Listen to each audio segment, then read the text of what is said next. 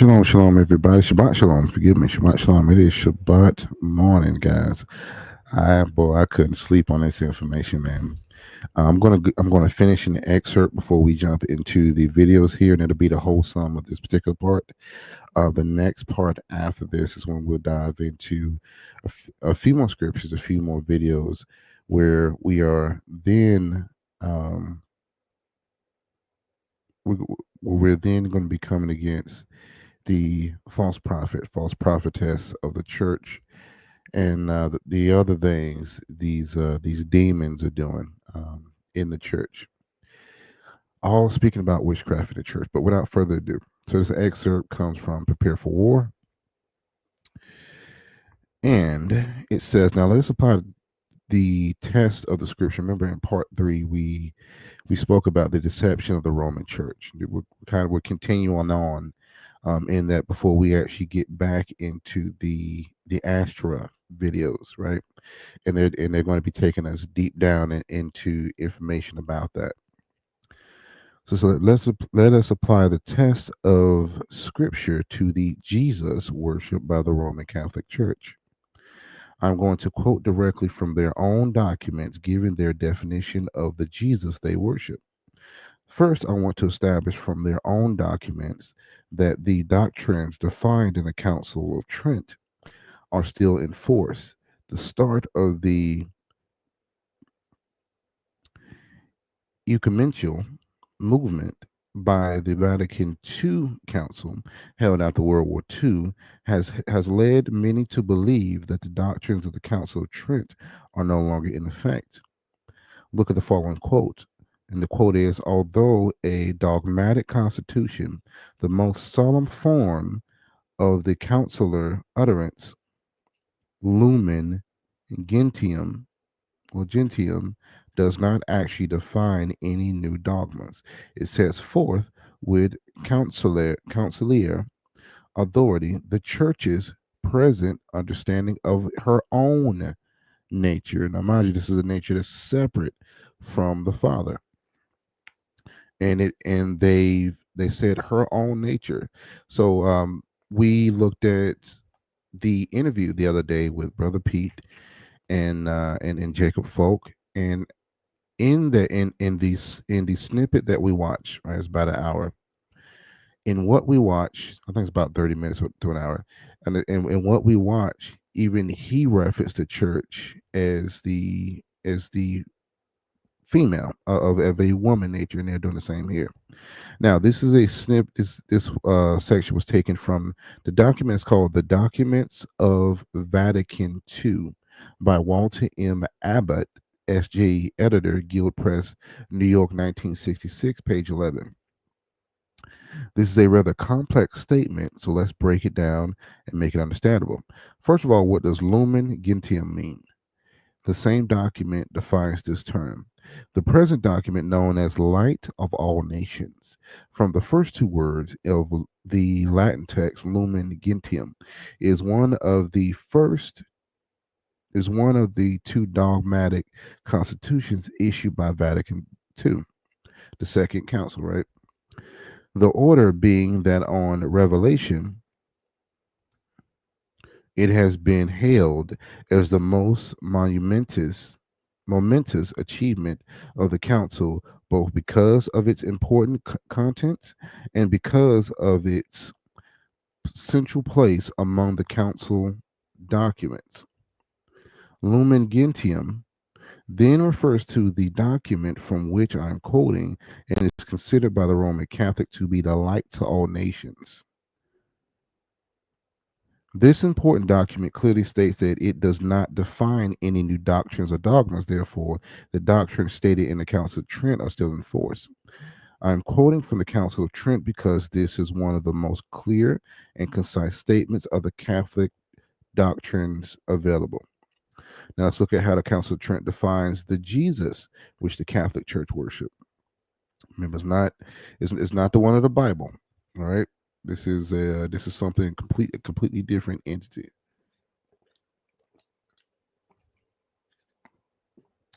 Completely different idolatry. Now it says, if anyone denies that in the sacrament of the Holy Eucharist, not the Holy Ghost, the Holy Eucharist, right,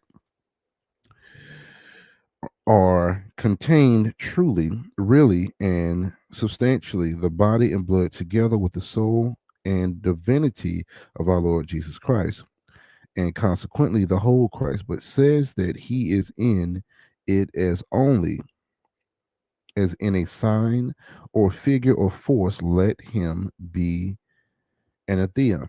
Anathema. Canons and Decrees of the Council of Trent, original text with English translations by Reverend H.J. Schroeder, OPB Herder Book Code 1960, page 79, Canon 1. So we can gather from this clearly that what they are worshiping is they're not worshiping this. It's not the same God. It's not the same Yeshua, not the same Messiah that came. So it's something completely different. Mind you, they call it the Holy Eucharist. We know him as the Messiah, the Holy One, the Son of God. All right, continuing on here. Now, the false doctrine of the Catholic Church. This one is from the Canon 3. It says, if anyone says that in the Holy Sacrament of the Eucharist, now they consider the host to be a wafer. That when they take communion, everybody must partake of this one wafer, which is supposed to representation of you of Christ. If anyone says the Holy Sacrament of the Eucharist, Christ, the only begotten Son of God, is not to be adored with the worship of latria. Now, where in the Bible does God say, hey, worship the bread that you take in remembrance of me? False doctrine of the Catholic Church right here. Also outwardly manifested and is consequently neither to be venerated with a special festive solemnity, nor to be solemnly borne about in procession according to the laudable and universal rite and custom of the Holy Church, or is not to be set publicly before the people to be adored, and that adorers therefore are idolaters.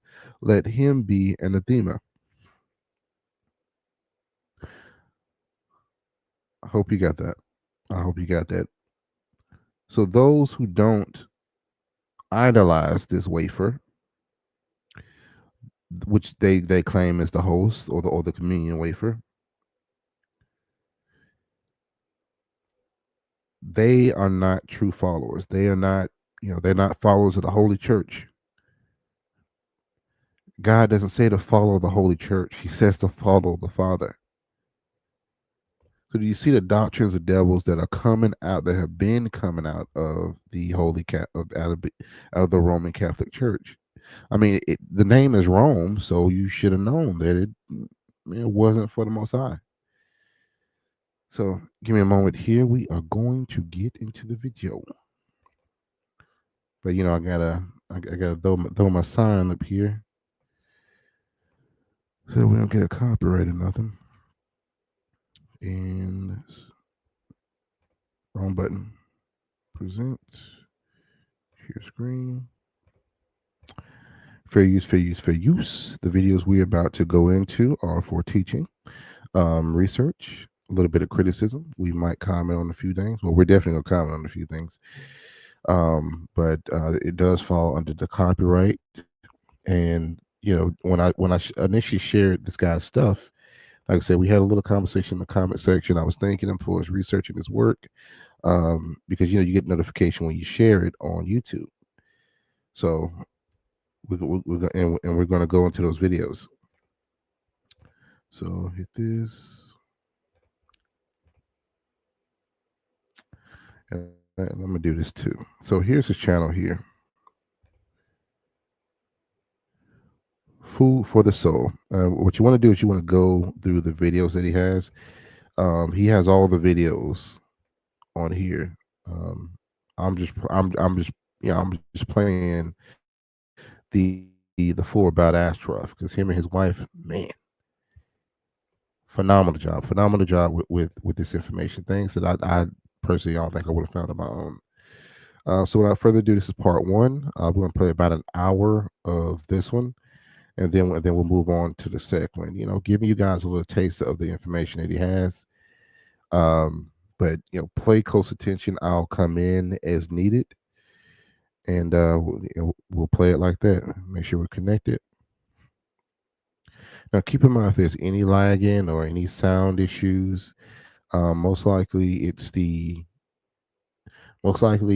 connection, and it is what it is. This playlist is a public playlist on my channel, and I just showed you guys his channel where you can go watch these videos. With this playlist, about the Ashtaroth Principality, is a public playlist on my channel with all his videos. The interview with Brother Pete, and there's another video. It's about an hour long, I believe. Idols, Queens of Heaven, and Global Religion. Very good teaching. Very good teaching. So without further ado, we're going to get started.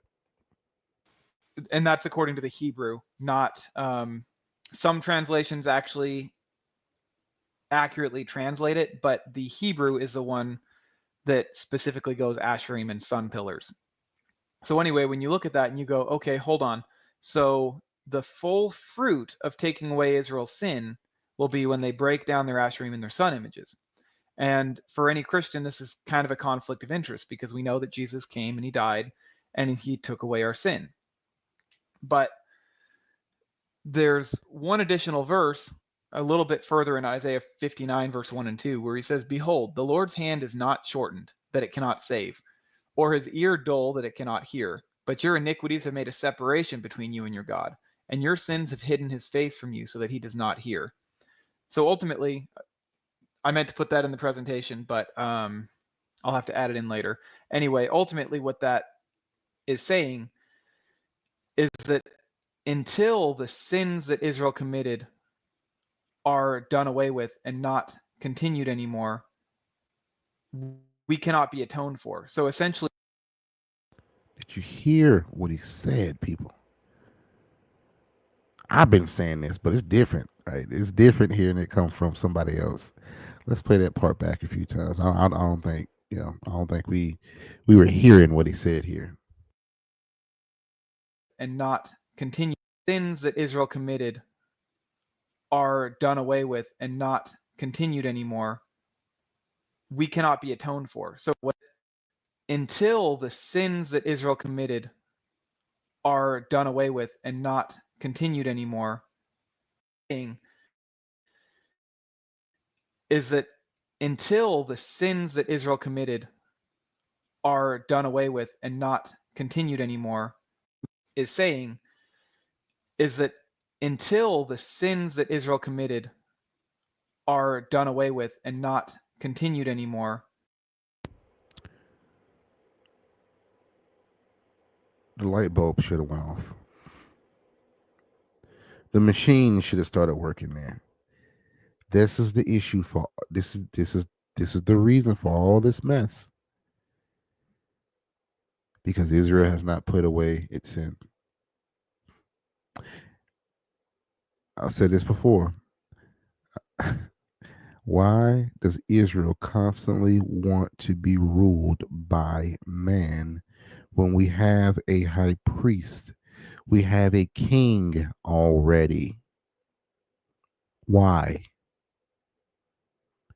Why do you constantly look to idolize a man or a woman when Yeshua came to die for you?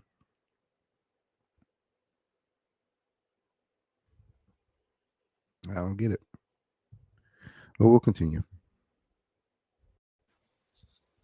We cannot be atoned for. So essentially, Jesus can save us anytime, but he doesn't forgive us for sins that we're currently partaking in.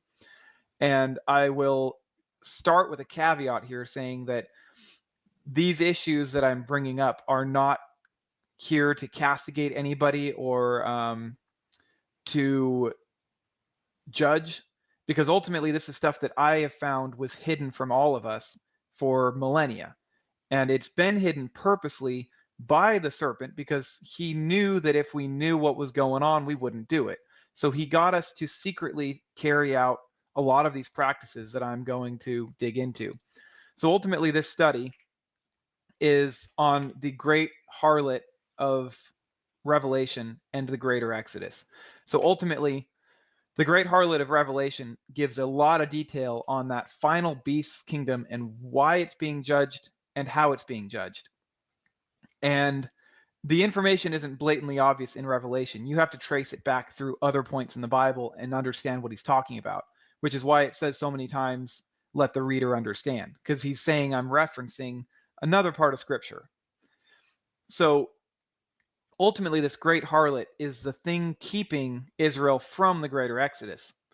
And that's why it stuck in my craw so much, because he's saying the full fruit of Israel's sin being taken away will be so when his sin is taken away, this is how we'll know he'll do these things. So God is saying, I'm ready to take your sins away as soon as these things stop happening. And then the greater Exodus occurs, but it has to be spiritual first. So ultimately, this presentation is the study that I've done over the last 10 to 15 years trying to piece this together. And again, this has no castigation to anybody who's doing anything in this presentation because it's all been hidden. It's become secret. We've lost the meaning. And this is purposely because just like Balak asked Balaam to get Israel to sin so that they could wipe them out in combat, the same thing has happened where the devil knows that if we're obeying God's words, which we all want to do, then we'll be protected. And so he gets us to sin without knowing it, and that keeps us from getting the full measure of our protection.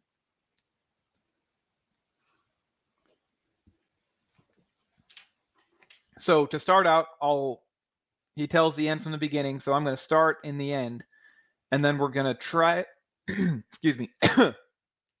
Then we're going to trace the major elements of this harlot back through other scriptures and find connecting pieces and see what it's talking about.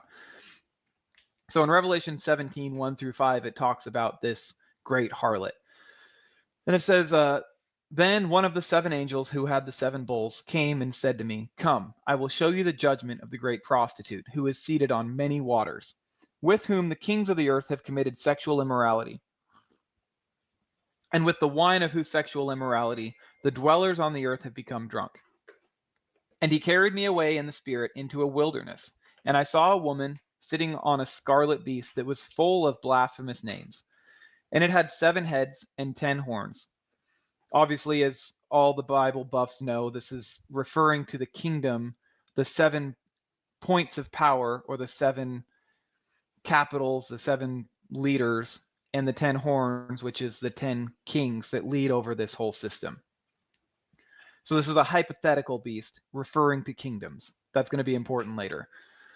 The woman was arrayed in purple and scarlet, and adorned with golden jewels and pearls, holding in her hand a golden cup full of abominations and the impurities of her sexual immorality. And on her forehead was written a name of mystery, Babylon the Great, mother of prostitutes and of earth's abominations. Every single one of these. Did y'all take note of that? Babylon the Great, mother of all prostitutes.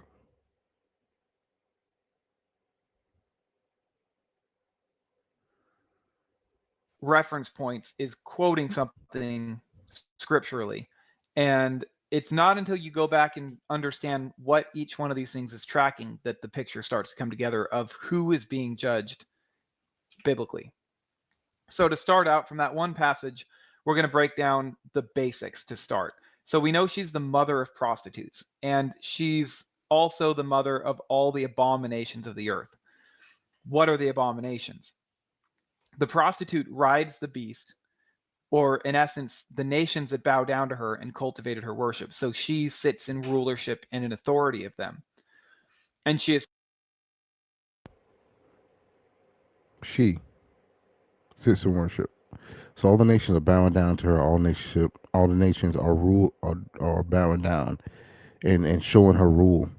In part three, we looked at the worship of Mary or Our Lady Fatima in the Roman Catholic Church, and kind of how that started. And we saw this worship change, right? Now it's more so Queen of Heaven. But as we know from the Bible, it tells us there's nothing new under the sun. So this deity, this spirit, it just changes names. It's all the same worship.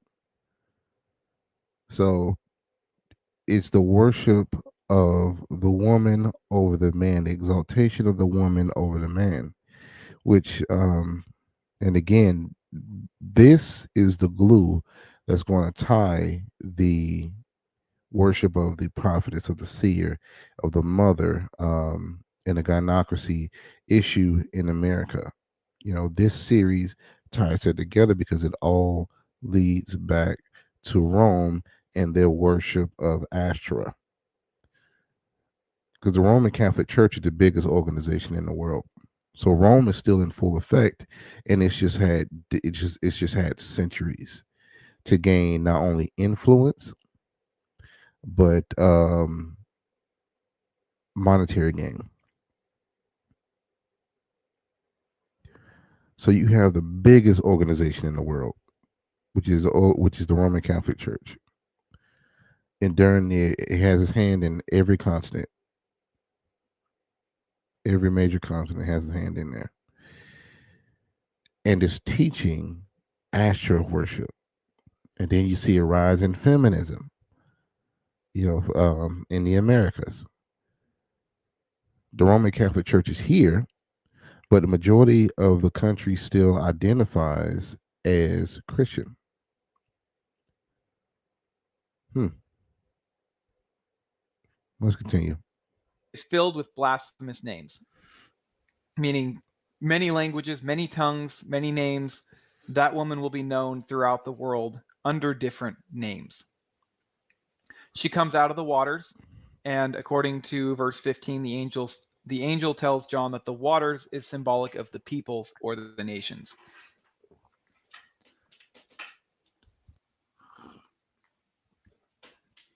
So she's the mother of abominations. In Deuteronomy 13, verse 16 and 17, it says, "They made him jealous with strange gods. With abominations they provoked him to anger. They sacrificed to demons who are not gods to gods, whom they have not known, new gods who came lately, who your fathers did not dread." Deuteronomy 7:26 says, "You shall not bring an abomination into your house, and like it come under the ban. You shall utterly detest it, and you shall utterly abhor it, for it is something banned." So, a question here that I'll just ask and leave with you, because this was a question that I had in the back of my head for years as I dug all this up. How can we learn how to detest these abominations if we don't know what they are and what they look like? Because as the witnesses to the evil of the world, we're meant to identify the evil and know to choose the good versus the bad. So we see the evil and we detest it, but if that evil is hiding and we don't understand what it is or what it means, then we can't detest it. So we're supposed to abhor it because it is something that is banned and evil.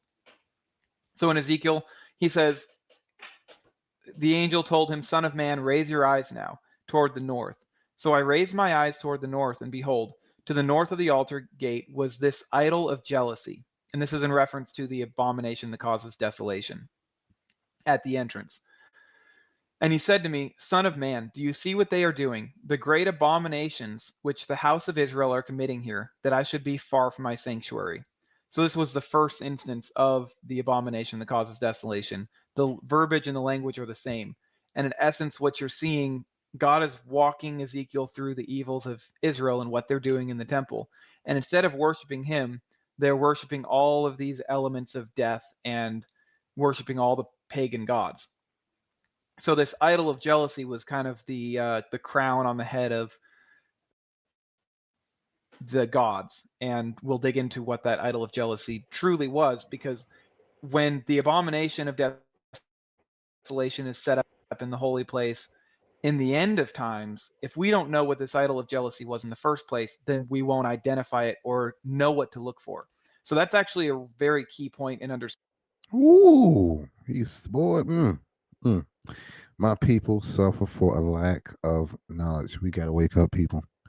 We gotta wake up. It's because we don't seek out this information, man. We don't seek out this information that we ju- we keep repeating this defeat. We keep repeating this defeat. Instead of seeking out this information, man. Instead of opening our Bibles and reading, instead of getting with God every day. This is why I keep preaching to you guys, man. If you learn nothing from this ministry,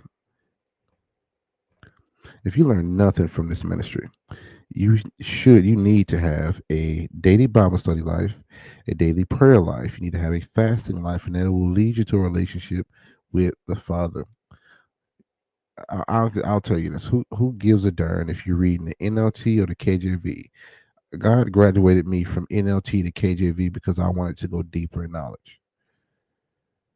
And the next Bible is going to be filled with even more information. It's going to go back even further. God will upgrade you. You just need to get started. All right. So let's go back here.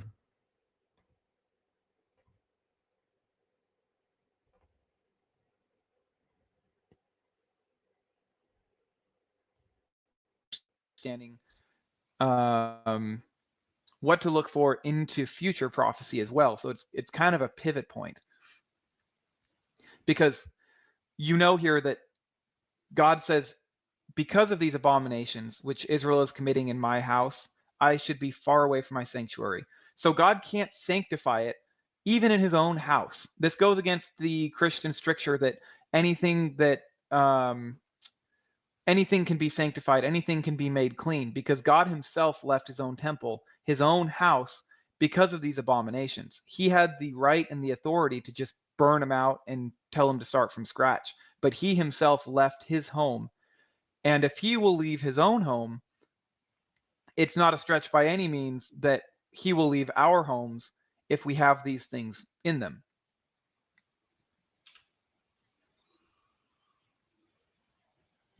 Therefore, if Revelation describes a great prostitute as the mother of all abominations, she is, in fact, the mother of all the gods, or the idols.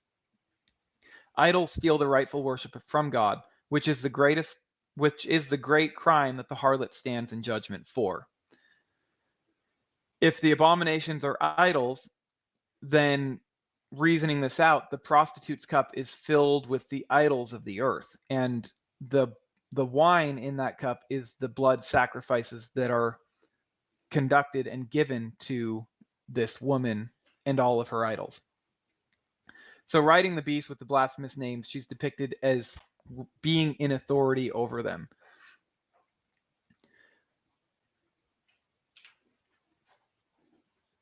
So, in essence, if this is going to line up, I'll take a pause for a moment and introduce my wife, Anna. You're gonna take a pause now.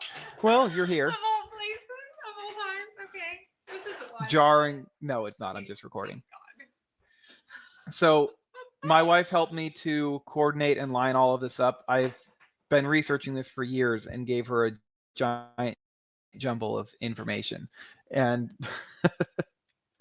she's sort of helped me to piece it together in a legible manner that should follow a logical track. And when we come to the pictures and the primary sources from the depictions and the carvings and epithets, she's going to do the translations of those, because she's more of an imagery oriented mind, and she did a lot of study on how those images depicted and connected with the rituals and the deities that we were digging into. Bye. So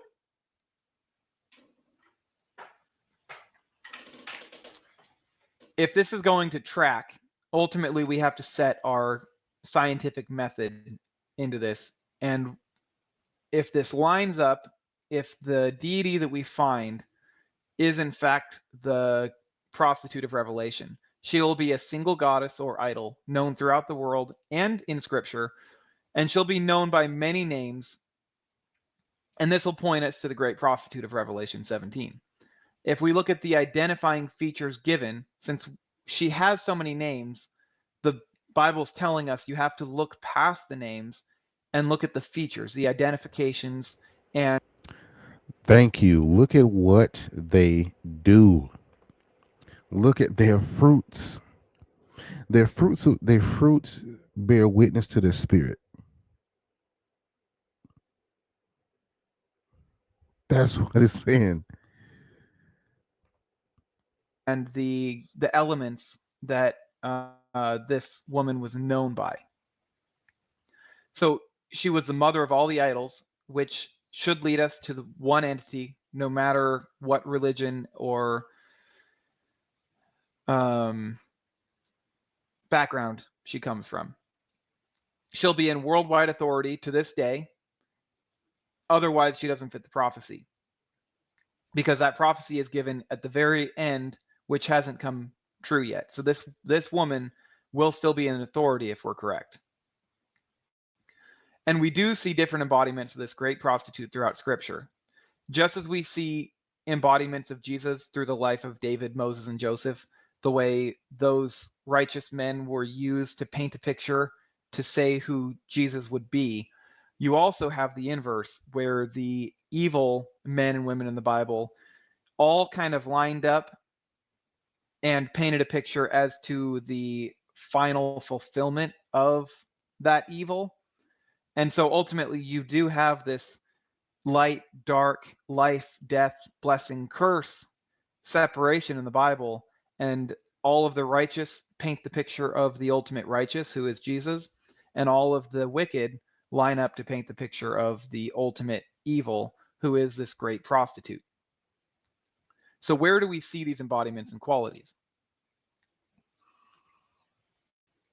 The most obvious embodiment is Jezebel. So, Ahab took for his wife Jezebel, or Yezbaal, who was the daughter of Etbaal, king of the Sidonians. And he's the high priest of Baal. So Jezebel takes the worship of Baal and Asherah, and she brings it to Israel, specifically Samaria. Wait a minute. Wait a minute. Mm. Wasn't Samaria married to the Most High? I believe it was so. He called Samaria his wife. Hold on, people, because he just said that Jezebel and Ethbaal, her father, he was a priest of Baal and Ashtoreth who brought worship to Israel.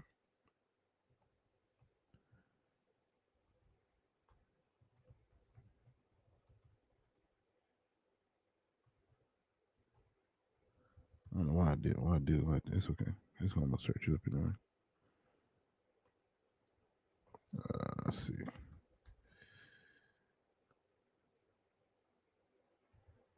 Let's see here. I think it was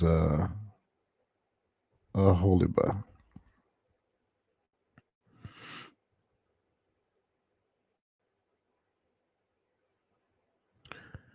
Doom doom doom doom doom doom doom doom doom doom doom doom.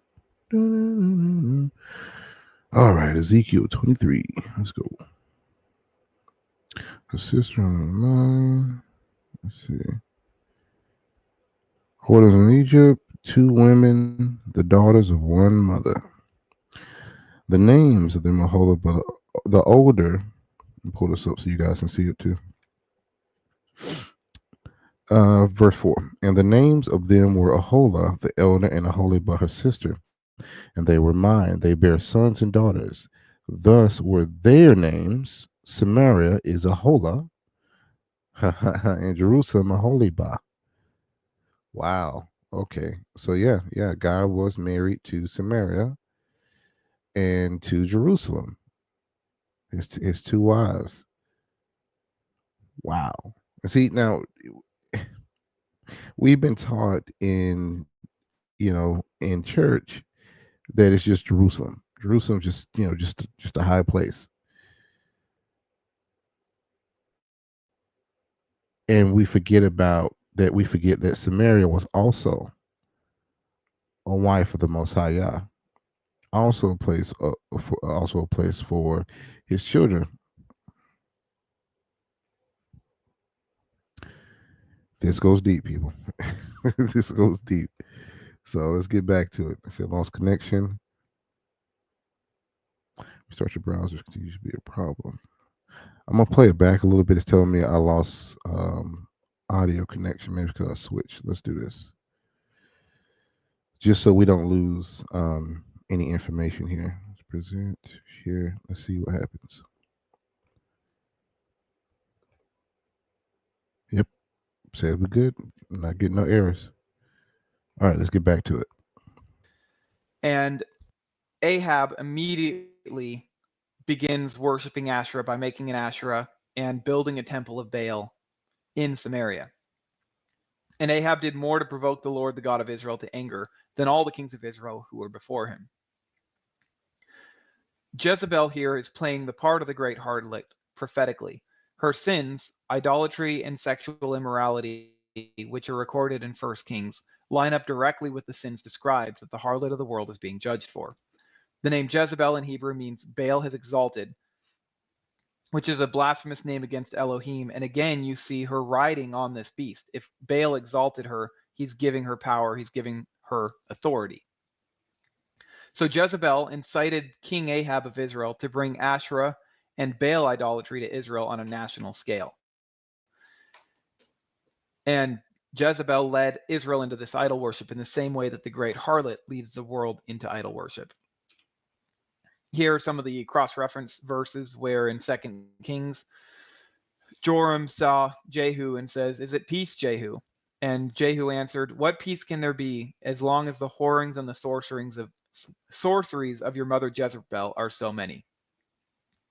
And Nahum 3:4-5, it says, "All because of the wanton lust of a prostitute, alluring the mistress of sorceries, who enslaved nations by her prostitution, and peoples by her witchcraft. I am against you, declares the Lord Almighty. I will lift your skirts over your face. I will show the nations your nakedness, and the kingdoms your shame." And in Revelation 2:20, we cross-check with all of these where the church, I forget which church it is off the top of my head. Jesus is talking to the churches, and he says, "I have this against you, that you tolerate that woman Jezebel, who calls herself a prophetess, and is teaching and seducing my servants to practice sexual immorality and to eat food sacrificed to idols."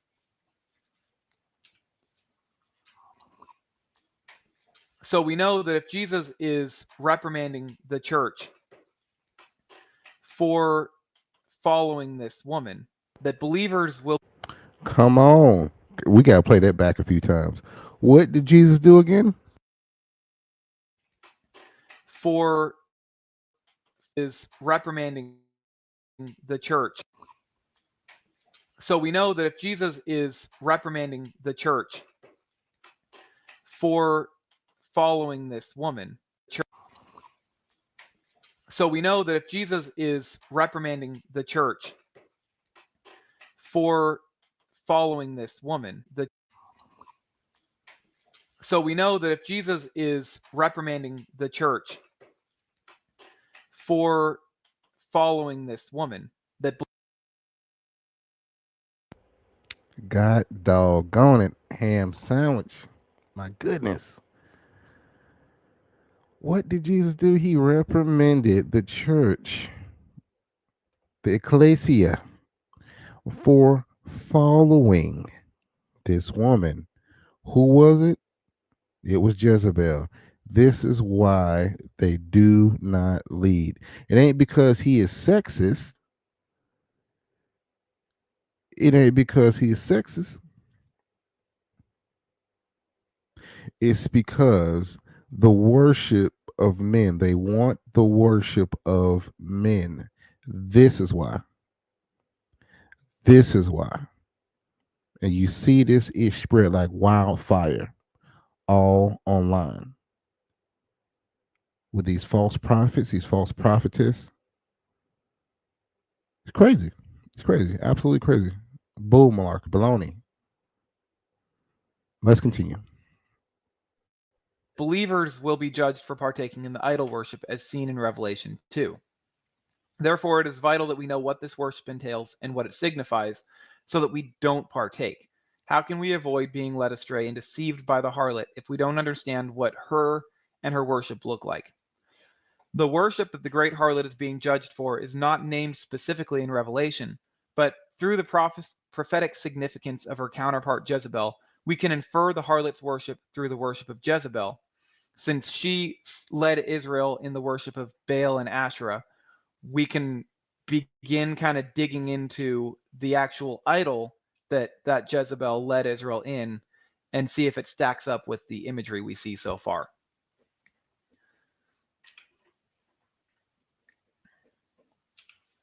So who is Asherah? Pay attention, guys. We're getting to some good information here. Now we're taking it back. All right. We've seen the name pop up a couple times so far. And I'm going to give you guys a warning here. I should have given you a warning at the beginning. This is a very, very dense study. And it's frying my brain just going through it. So I completely understand. Just buckle up and pause it as much as you need to and cross check. I'm not asking you to take anything I have dug up or found as gospel, but it will take some time to dig in and look at the references, look at the sources, and look at any cross reference you need, because ultimately this is very dense and it takes a long time to piece together the depth of it. So the beginnings of the period we were dealing with here, this is a quote from Patai, I believe that was the sacred tree. Patai says, for about 6 centuries thereafter, that is to say, down to the destruction of Jerusalem by Nebuchadnezzar in 586 BC, the Hebrews worshipped Asherah, and next to her also other originally Canaanite gods and goddesses, in most places and times. He further goes on to state, the Asherahs were often set up next to the altar of Baal, and the word Asherah can refer to the goddess herself or to her image. And this is a non-biblical reference. This is a purely archaeological find. So next we're going to cross-reference the biblical accounts and see if this all matches up. So he further states that Asherah held the position of the chief mother goddess. So we're already seeing a connection to the Revelation woman, who she was the mother of the abominations. So Hadley in the Golden Bough, I'm going to use a lot of Hadley, and that's specifically because his entire book, The Golden Bough, was originally 12 volumes long. He spent his entire life work doing it, and it makes up the trunk of my study. But I have a host of cross references and secondary and primary sources to verify what Hadley found. And so far, I have found nothing that he put down as being inaccurate. So you can check that for yourself, but Hadley is a major source for this study. He states, it is true that on the basis of recent study into the iconography of Asherah, many scholars now believe that the symbol of the goddess Asherah was some sort of a stylized tree. And stylized tree here is essentially any tree that is not natural. If you look up the dictionary definition, it's a tree that is outside of the regular norm. So any kind of decorations, anything okay. Thank you. It means to represent or make or conform to a particular style. So you're removing it from its natural form and making it conform into something else. One of the translations of Asherah in Hebrew, Sacred Grove is not the only translation, but it's one of the ways that scholars translate that word. But if we're going to go to scripture and look at where Asherah pops up, again, a lot of your Bibles are going to change this word. So you have to actually go to the Hebrew or do some cross-referencing of different translations to find the ones that use the proper word here. And this shows how important it is for them, for them to keep us from understanding who this is, because they hide and obscure the name so that you don't understand what they're referring to. Now, I want you guys to understand that.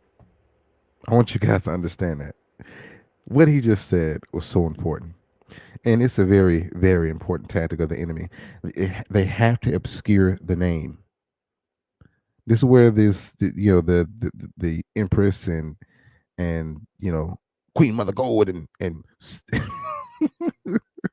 Sea Moss Powder Queen, and they have to obscure the name to make you think that you're not worshiping this deity. I'm gonna play that back.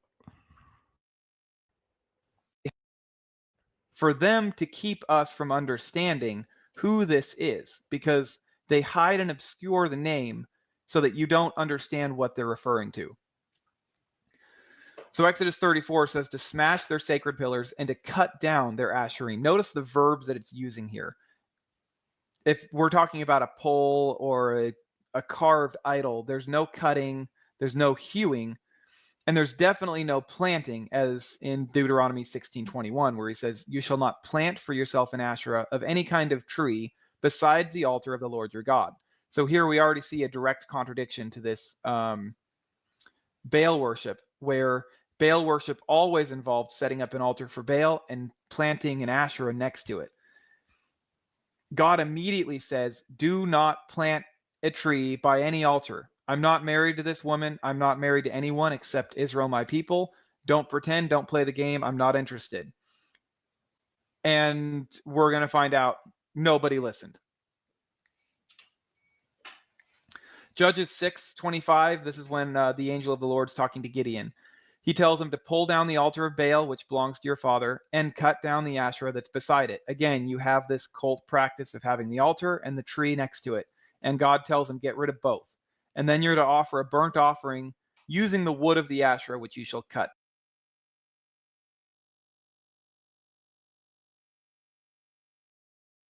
Do you want to explain this?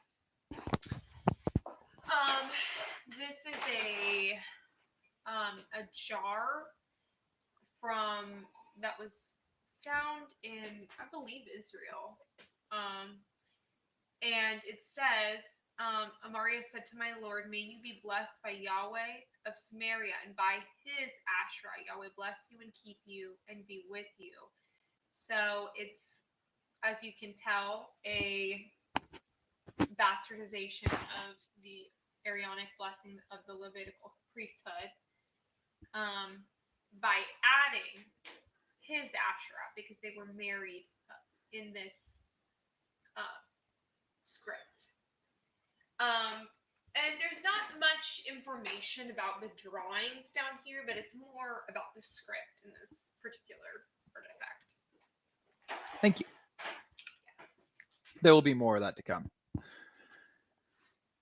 So again, we're going to go to this deception element of this, where the NIV especially is notorious and rampant. I'm sure a lot of you have found other issues with the NIV. The NASB was one of the translations that doesn't obscure it. In the NIV, it straight up says, "Do not set up any wooden Asherah pole besides the altar." The NASB says, "You shall not plant an Asherah." So NIV removes the word plant completely because they want...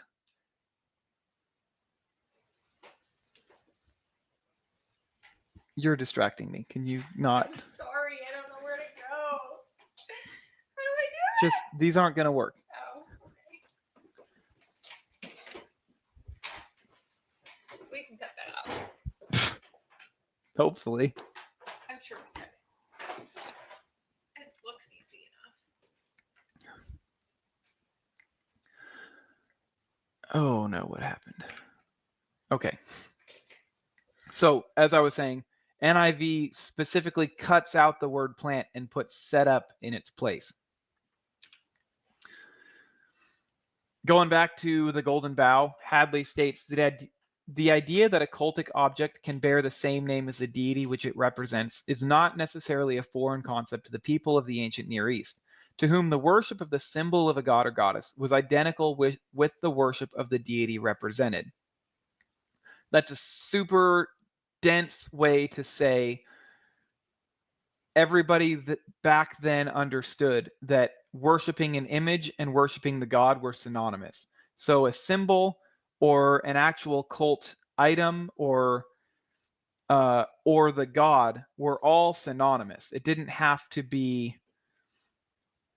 a specially sacred object. The symbol itself could be associated with that god. It is therefore not unreasonable to assume that the same term Asherah can be used to describe both the goddess and the symbol of the goddess. So where her symbol is, she is present. Asherah is a Canaanite Sidonian representation of the well-known Egyptian goddess Isis. In Deuteronomy, after God took the Hebrews out of Egypt, he instructed them to leave behind all of their gods and all their images. He commanded them to not bring these images into their homes. This was not a foreign concept to the Hebrews, who saw the Asherah and the sun pillars and the What did they say? They said, "Do not bring these images into your homes." So with the the African wood and statues and things like that, we cover this in curses. With the beggars, we cover this in curses. All right. Actually, I'm gonna let this play, and I'm gonna go get that. I'm gonna go get that book, and we're gonna go over that real quickly with curses about the items that you bring into your. Actually, no. You guys go back through the curses playlist. It's in there. Go back through it about bringing these idols, these wood carvings, these beggar things into your home. You're bringing these spirits, and you're giving authority to the demonic to enter into your home. It's the same stuff. New day. There's nothing new under the sun. Let's continue. rituals associated with them surrounding every corner of Egypt during their captivity. So going into the next section, we're going to prove that out, where God wasn't telling them not to do something that they weren't familiar with. They all knew exactly what it was he was saying not to do. They saw it on a daily basis in Egypt. They were there for 430 years, and by the time they left, the religion had become so integrated into their own that the whole wilderness period was God trying to strip them of these pagan, cultic Egyptian mindsets, and they just would not let them go.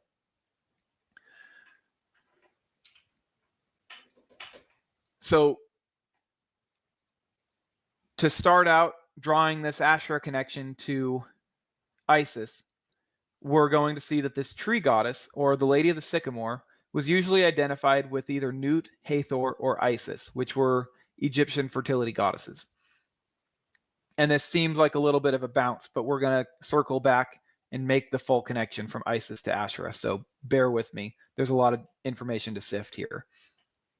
In most tombs, she is portrayed as a wood nymph within the tree. So here we've got one of the very well-known images of Nut.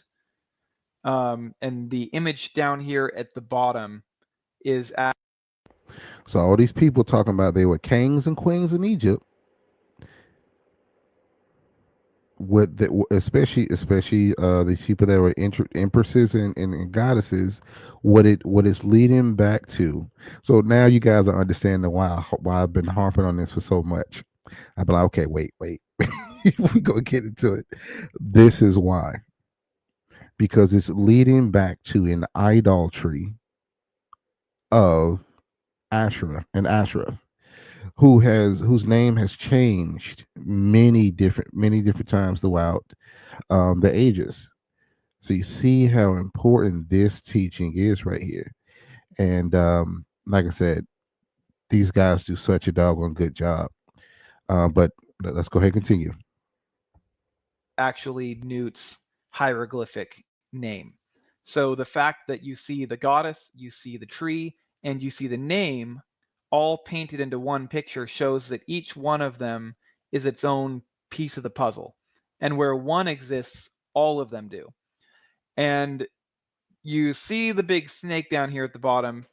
That's going to be important later. It's blatantly obvious once it all comes together. But here you see Newt feeding her worshippers or her supplicants with the water or wine from this tree of wisdom.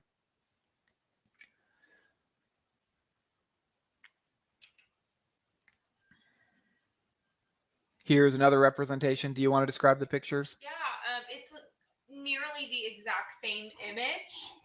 As you can tell, she is not only is she in the tree, this displays that it's synonymous with the image. The deity is the image, and the image is the deity. They're one and the same by showing her in the tree. So that's a very important part. And as you can tell, she's feeding these worshipers food Here, and I'm gonna water give you these from for the this tree. part. Okay, excuse me. Stay here. I'm sure it's fine. Okay. Yeah, so um that's essentially the important parts. Is as you can tell throughout these images, they the goddess is in the tree. She's amongst the tree, and that shows not only ownership, but it shows that they are synonymous images. So there you go. Hold on, there's a few more. Okay. Oh, yes. Okay. So here's another. So this is very similar. This is Newt. This is very similar with the other images we've seen. She's offering, her worshipers the same. And you see her once again, she's a part of the tree. And even in this one, so much so that it's blended into the tree. So that's interesting. So this is interesting. This is, I believe, Isis. And Thoth. And Thoth, right? And then there's a deity. I want to say it's Osiris because of I'm not quite sure though. But he's once again in the tree. It's like synonymous, showing that this is synonymous with its image. This comes into play later on, so keep that in mind. This star image and this moon crescent. And then here's a carving of Isis, the same thing, giving I'm not even going to attempt to pronounce that name, and Kaye food and water.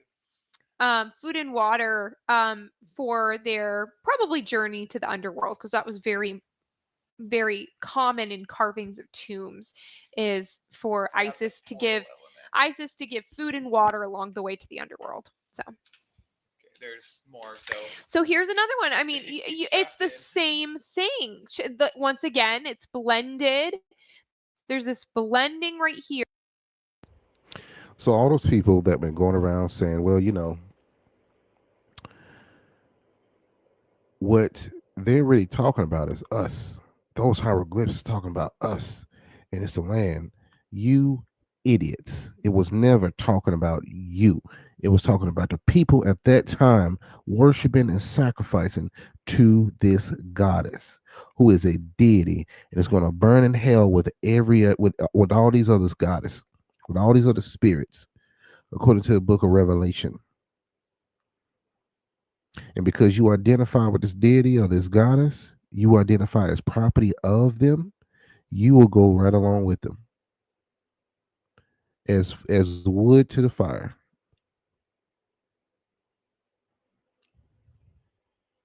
Let's continue. Here of Newt giving food, being the tree. This one's quite interesting because you see them giving reverence to these trees. And as we'll explain later, and you'll see it a lot, when there are images, there's like nowhere to put there's nowhere to put me. There's so much. So this is very interesting. So you'll see this all throughout ancient iconography and ancient pagan images, that each image that's vertical or next to displays ownership and cohesiveness of that deity. So Exactly what I was just saying. Exactly what I was just saying. Man, they are on point, man. They are on point. Love these guys. here we have the cow, and ironically enough, we know of the golden calf, right? That comes specifically from Hathor, the mother deity of Egypt, ancient Egypt. And there we have the sun. But here is the cow that is Hathor, the mother goddess. So when they were carving this image, and they said, "Oh, we'll worship Elohim, we'll worship him by erecting um this golden calf, and he'll reside in it and he'll be that deity," because that's what they knew from Egypt. They were familiar with that. They saw golden cows everywhere. And they specifically say, And today is a feast to the Lord. yes. Moses died. They thought Moses had died. He was their mediator. So Yes. they didn't get a new God. They got a new intercessor. Exactly. And that was still seen as blasphemy. So they literally, and there were several golden actual golden cow heads of Hathor. So this is an image that they were familiar with. This isn't just this random, oh, let's just pick a cow. It was something that they had seen over and over, and that's why they chose that image. It's not random by any stretch of the imagination. And then also you notice how she's right next to these trees, and they're giving reverence not only to the sun, which we'll get into, and we'll get into there's Hathor, the mother goddess, but then they're also giving reverence to these trees, and she's in front of these trees, like showing ownership. And that's huge in all kinds of ancient iconography, hieroglyphs, you name it, artifacts. They all show ownership of these other items that is a part of it. You see, here we go. This is a very interesting one. You see that there's a tree. Oh, okay, sorry. I'm very tech illiterate, so yeah, we don't even really need this part at the end. I'll move this just a smidge. So you see here, this is quite interesting. We have, I believe it's also Newt. And there's a tree shooting up. Yeah, the tree goddess. Yes, so this is Lady of the Sycamore, so this is Newt. And the tree is straight up shooting out of her head. And that's like straight up showing ownership. This is insane. And it says her head nourishes a variety of growing things, including grapevine. This is 1550 BCE to 1290, around the time. So here we have, this is quite interesting. And the grapevine is. Now, how many of you guys would just look at these without the explanation and just say, "Oh, they talking about us? We children of the earth. We gods and goddesses. We rule. You see that tall person right here? See this tall person right here? That was us. And the little people, everybody else, we were giants." No, this is about idolatry and worshiping demons, worshiping principalities. All right, that's what this is worth. That's what this is about. So all leads back to the worship of women and exalting them over men. Let's continue. It's blasphemous because God says Israel is my grapevine. Yes. So she's depicting Israel as growing out of Yeah. her. So here's something else that's quite just astounding, and there's several right here too. It's from the tomb of Roy. This is circa 1300 BCE, roughly the 17th dynasty. If you're an Egypt buff, and we have some Sem priests that are all, it's so interesting. And you see these images here, they're different like shrubs that have been like uplifted, but these are just insane. We have these decorated And here's a bigger picture. We have these decorated, Let's move you again. they were plants woven together, but what does it look like to you? It looks straight up like a tree, and he's lighting it with candles at the top. And then at the bottom is offerings of food and onions and all kinds of things. So these specifically are offerings for Roy, who the tomb was for Roy and his wife.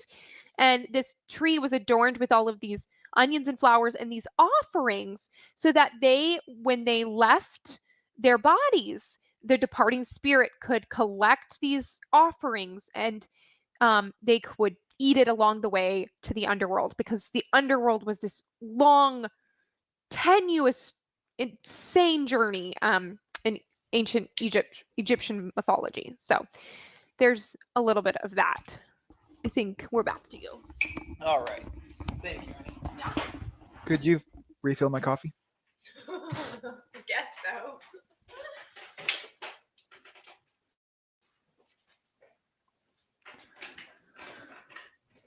All right, and we're back. So the original meaning of the goddess Isis is more difficult to determine than that of her brother and husband Osiris. Her attributes. So I'll pause there and go back to Ahab's meaning.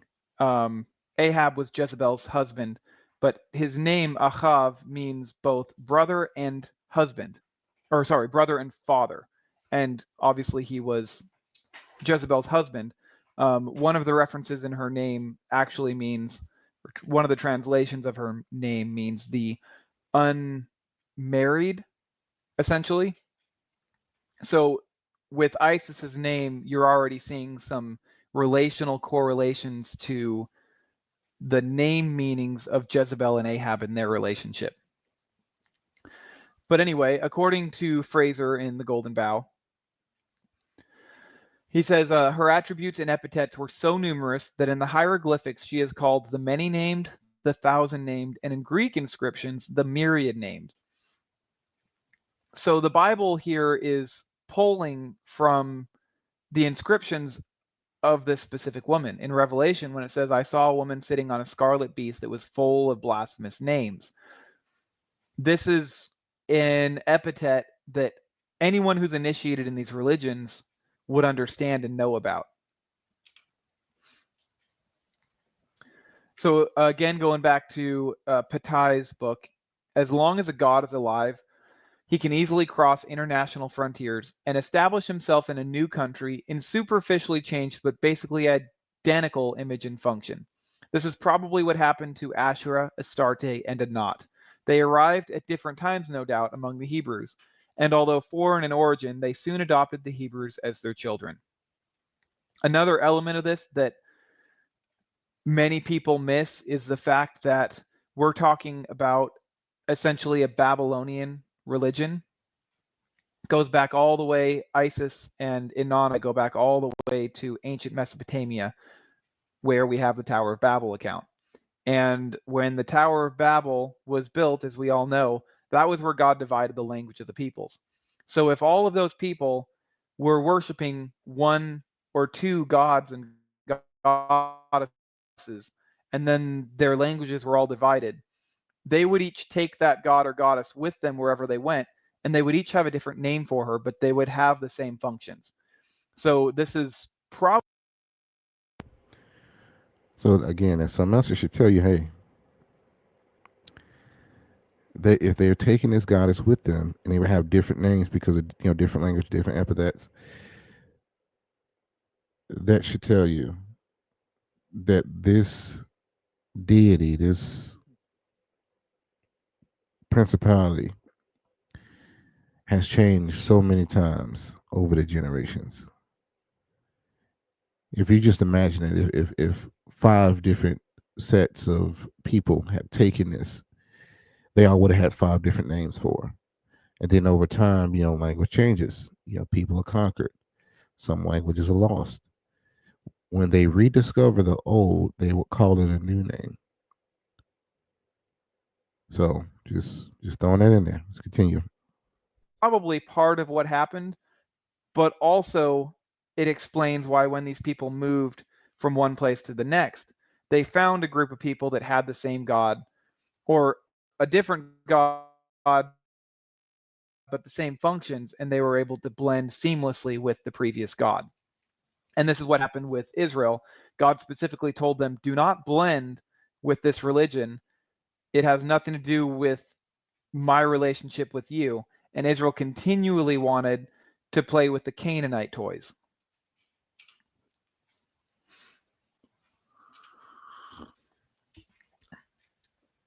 Further on, Patai states that gods are rarely invented or discovered, but rather they are taken over by one group from another. So they're passed back and forth through warfare, through marriage, through migration, and they just kind of play the shell game with each other and change their names back and forth. But archaeologists typically agree that all of these ancient fertility goddesses were used interchangeably by the people of their time.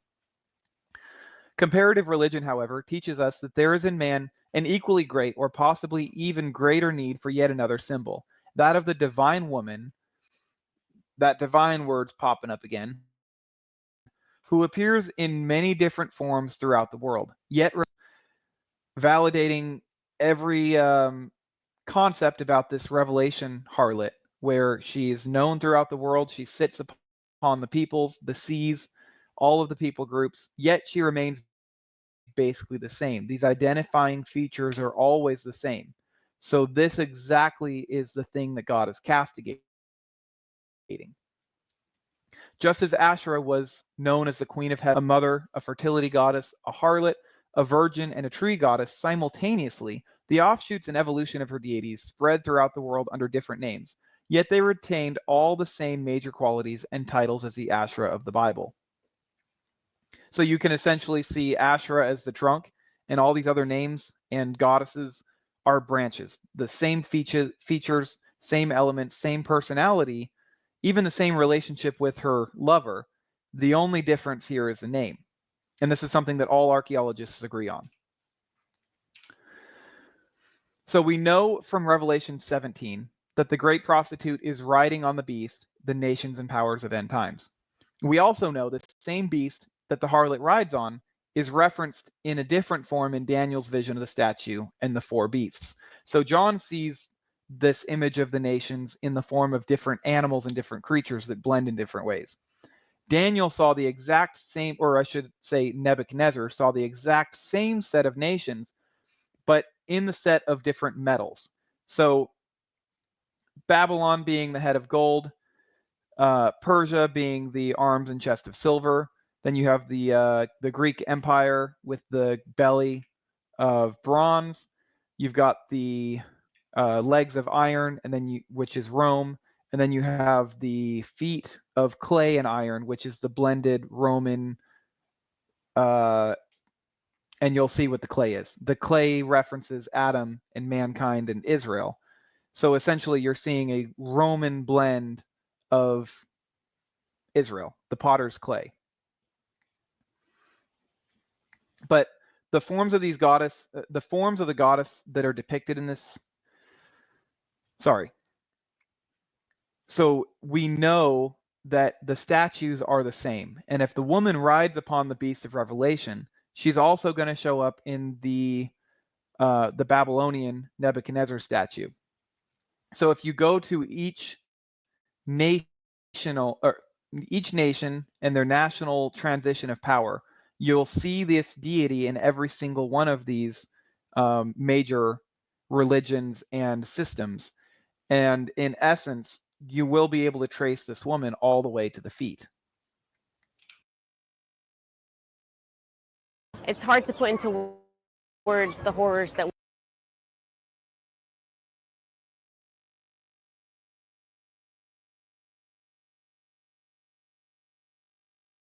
Oh, that's advertisement. So if we look at, let's see, I'm going to put my face over here.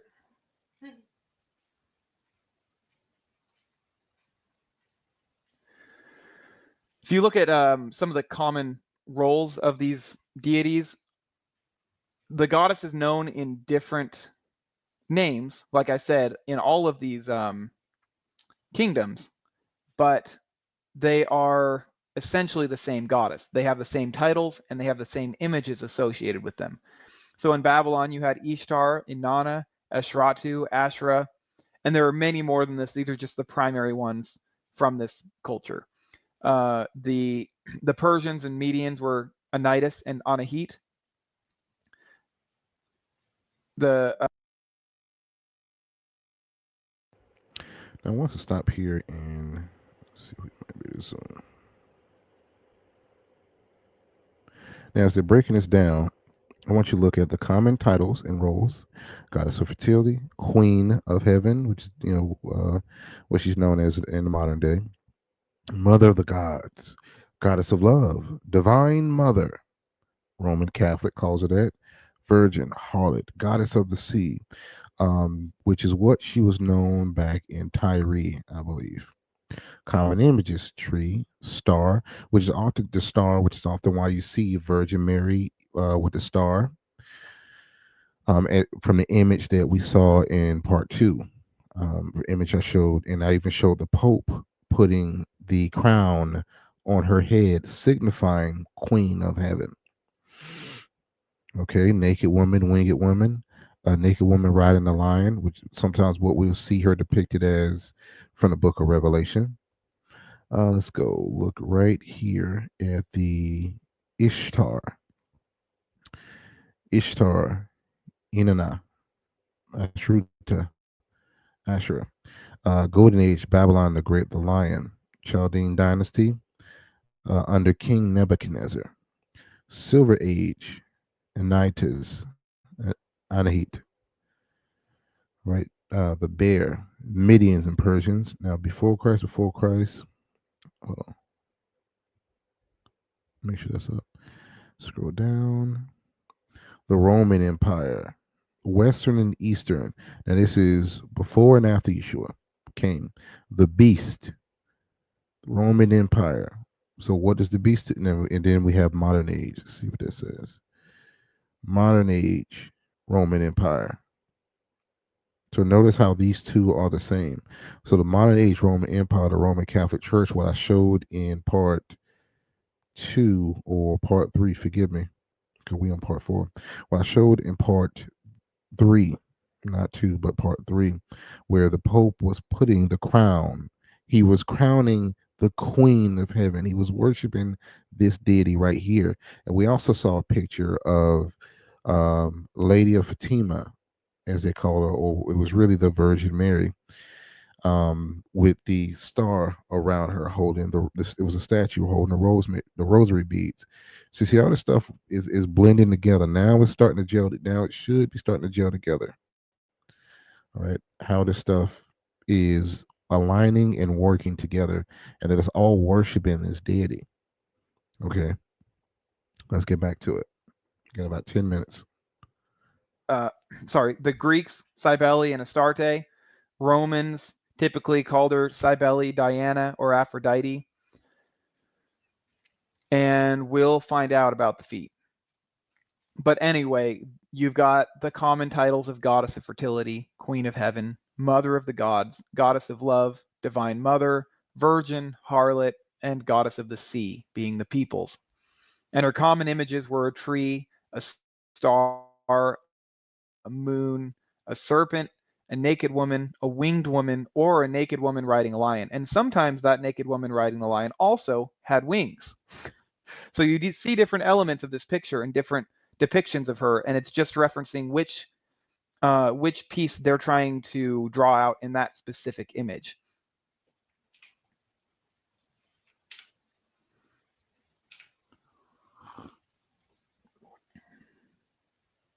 Back up to the top. Sorry for disorienting you all.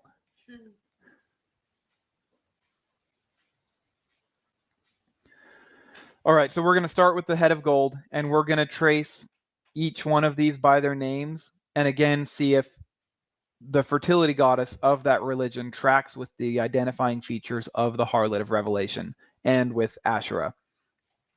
So the direct heir, according to Patai, The direct heir of Inanna in Mesopotamia was Ishtar, the great goddess of love and war in the Akkadian pantheon.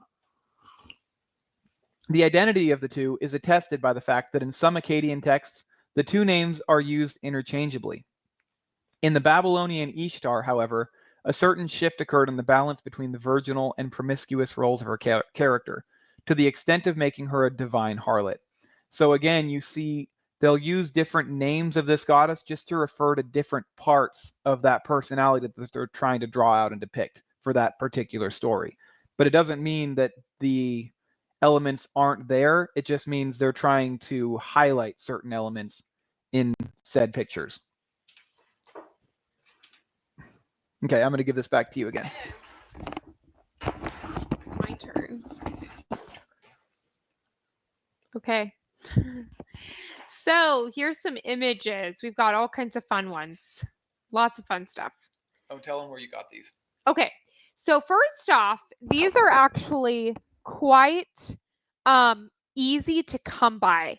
Most of these artifacts, I just went to databases from very. Now, don't these artifacts look similar, right? Kind of, these artifacts look similar because they're what you would find in a museum. So remember in the curses playlist, we speak about territorial rights and things like that, and entering into museums and cursed grounds where they have these cursed objects. This is why you shouldn't enter into places like that, especially unknowingly or without. Well, I would suggest without. You shouldn't go in there without prayer first. But if God is telling you not to enter into that place, then don't. Okay. These objects are cursed, and you can be cursed from entering into a place that has been defiled by these images, like a museum. So be very, very careful. World-renowned museums that had archives of ancient artifacts. So I went to like the Met database, the Louvre, the Vatican database, all kinds of databases for ancient artifacts. And so all of these are from this, in this case, Babylon. And there's some very interesting. So we're just going to take a look at some of these. So sometimes you will see, so most of the time in ancient fertility goddesses, you will see a nude woman. But in some cases, you'll see them, especially in like Babylon and Greece.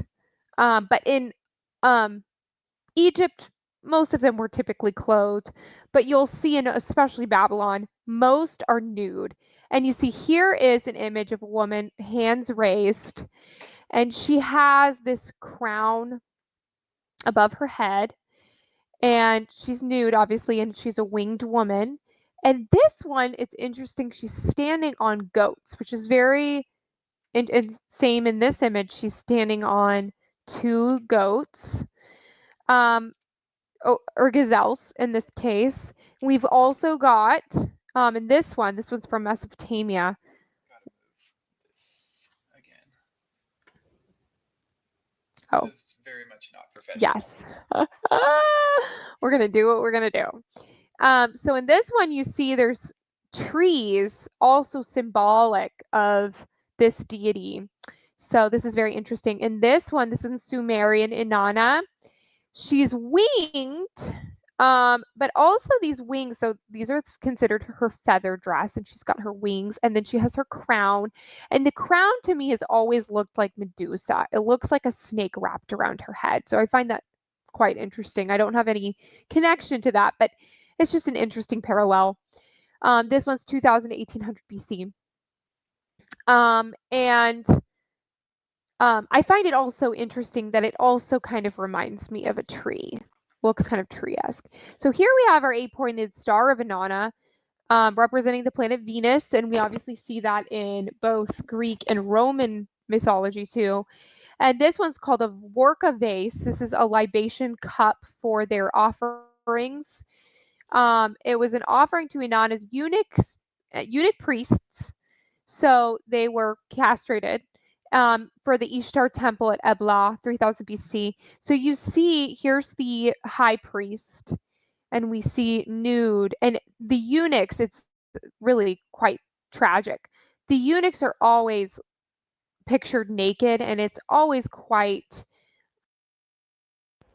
Now, those eunuchs are servants. Kind of like the serfs were in the medieval ages. So they're naked. They're the followers. They're the ones that are giving, worship, tithes, whatever you want to call it, paying homage to this particular deity. That's what all these artifacts are talking about. They're not talking about how it used to be back in olden days and how people. No, no, no, no, no, no, no, no. See, we've had it all wrong because this stuff isn't actually taught in church. We had a complete misunderstanding of what we've been looking at for so long, for generations. And that's why the worship keeps repeating itself. And I hope that you guys are starting to see that. All right. So I finish out. We got 5 minutes on this one. humiliating, degrading, in my opinion. But here we have they're bringing offerings, and they're smiling, they're happy. And they're bringing offerings for Inanna, and they are priests.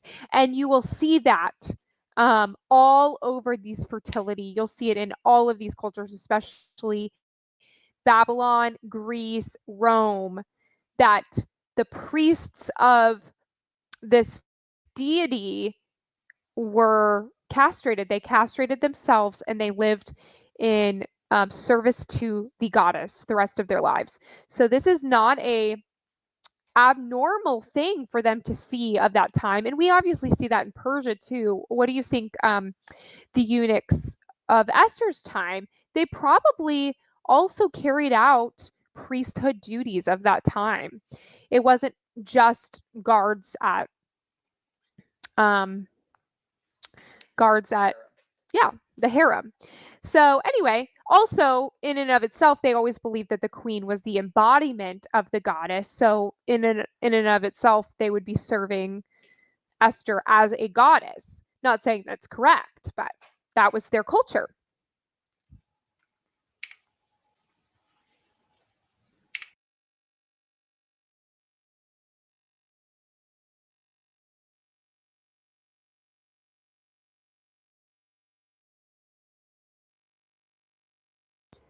Bear with me here. Quick commercial. Let's move on.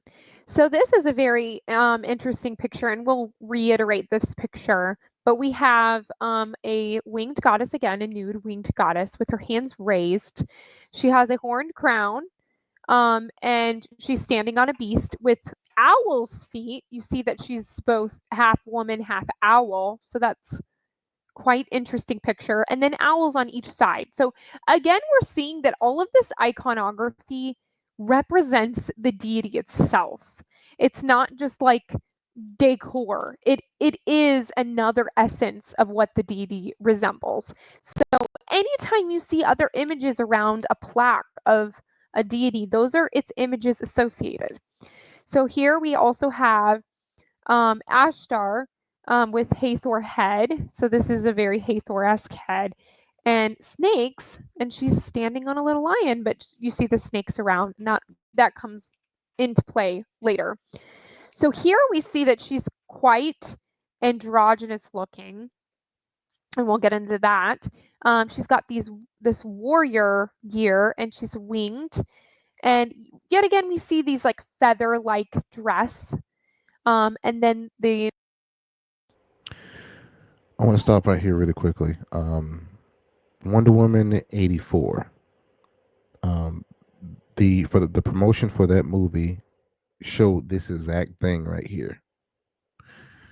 So again, my people are destroyed for a lack of knowledge, but this is stuff that keeps repeating itself. Okay, it's in popular media. Again, Wonder Woman 84. Let's pull it up. It's not maybe. Maybe some of you people don't understand what I'm talking about.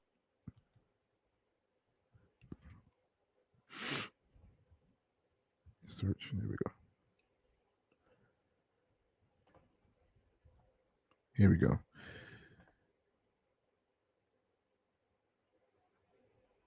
Bear with me.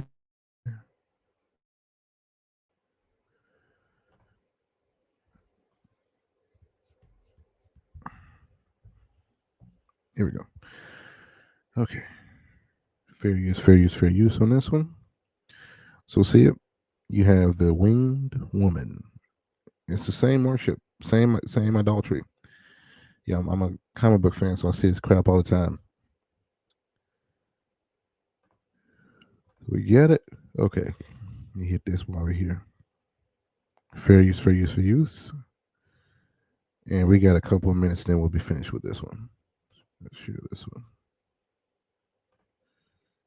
Hold on. Let's do the same thing again. Back to it. Share.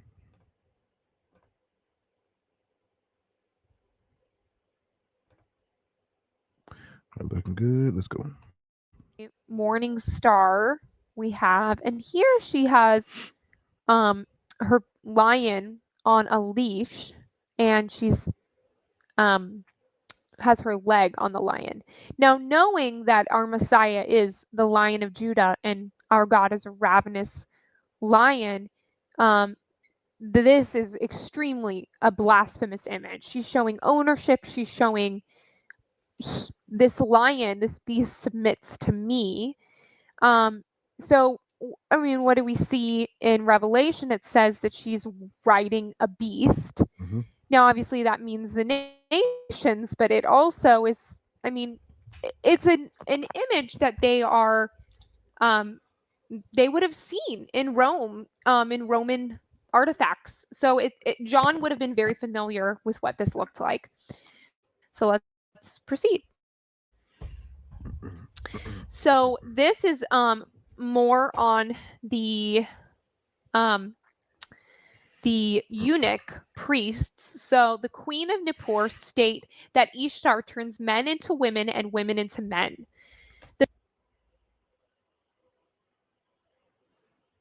I hope y'all caught that. If not, we're gonna play. We're gonna play that one back a few times. This is what I wanted to draw out, and I'm glad she said it. Let's go up here.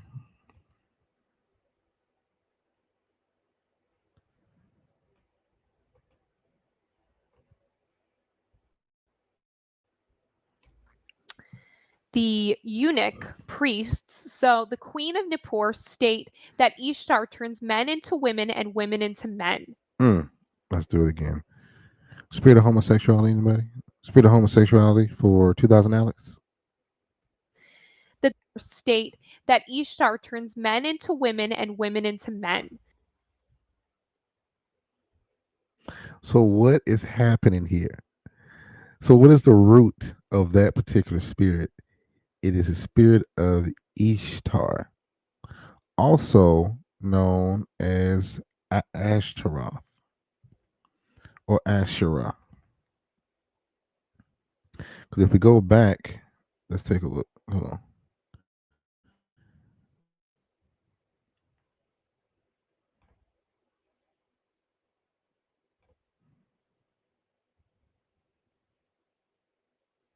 What is this name right here? Ishtar.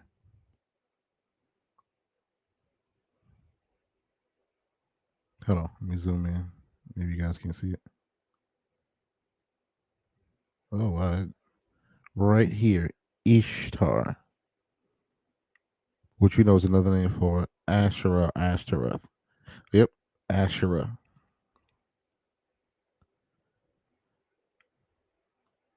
So your cousin that's gay, your brother, your sister that's gay or homosexual, they're not only are they under strong delusion, but they're under spiritual oppression from this principality right here, Asherah.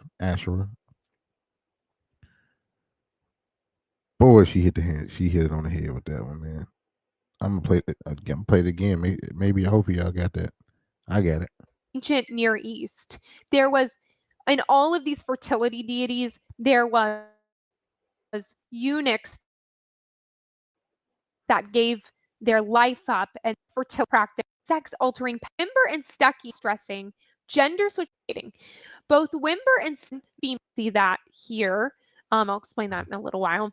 While her evening star aspect was the goddess herself had androgynous traits, including a bearded aspect associated. Oh my goodness, cross dressing. Oh my goodness. Oh boy, cross dressing. Let's hear it again. She had the very first part. She says, "Turns men into women, women into men. The queen and the poor." Mm, mm. See, I told you this is a good series. This is a good series. I told you this is a really good series. The goddess herself had an androgynous aspect, including a bearded aspect, with Venus as the male morning star, while her evening star aspect was female. Cross dressing. Where do we see that in popular media? What's that dog owns? What's that show?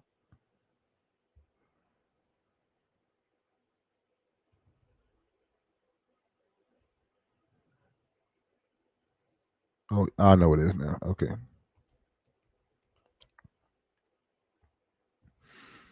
Here we go. Here we go. Oh, here we go. Here we go. You want to know why women are so prone to worshiping homosexuals today, gay men today? We put this up here. Share this instead. See, is it up here? Nope. Hold on 1 second. Cut all that out. Stop sharing. There we go. Now we can get back on track. You know why women are so attracted to homosexual men today? Their best friends are homosexuals. They'll leave their husbands for to be glued to a homosexual man, only to just be alone. They'll even bring their sons, who's supposed to be straight, around their homosexual friends. I'm gonna show it to you. I'm gonna show you the modern day representation of that. It's because it's all worship. They want to be worshipped. This principality wants to be worshipped, and it all leads back to the worship of Asherah, Asherah. It is rampant in America, and I'm gonna show you a prime example of it. Just one show, prime example of it.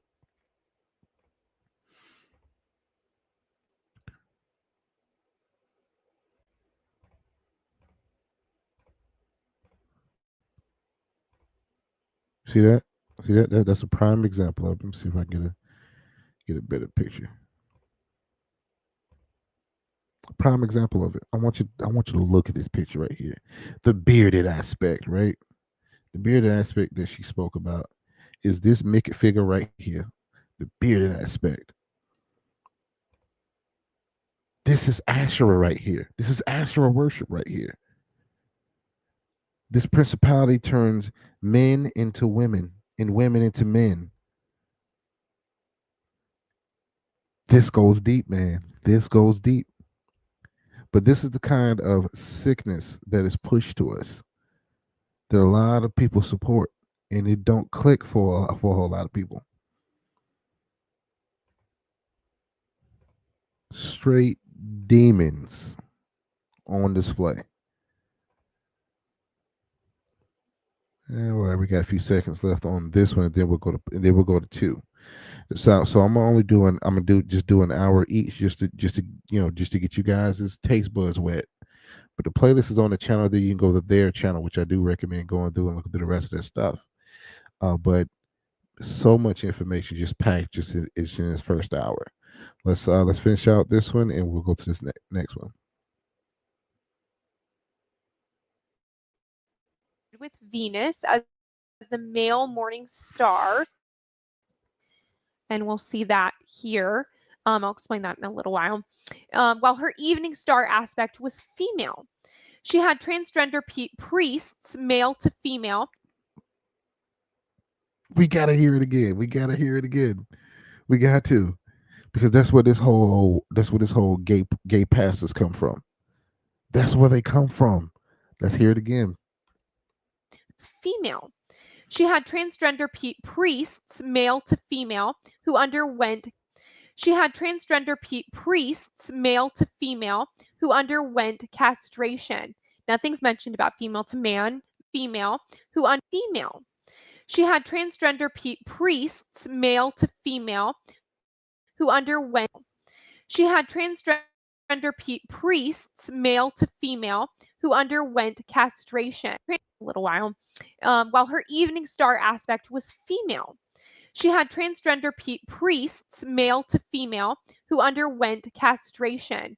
Nothing's mentioned about female to man, female to male trans folk Man, participating. Both Wimber and Stuckey highlight the cross-dressing, gender-switching, sex-altering powers of Ishtar.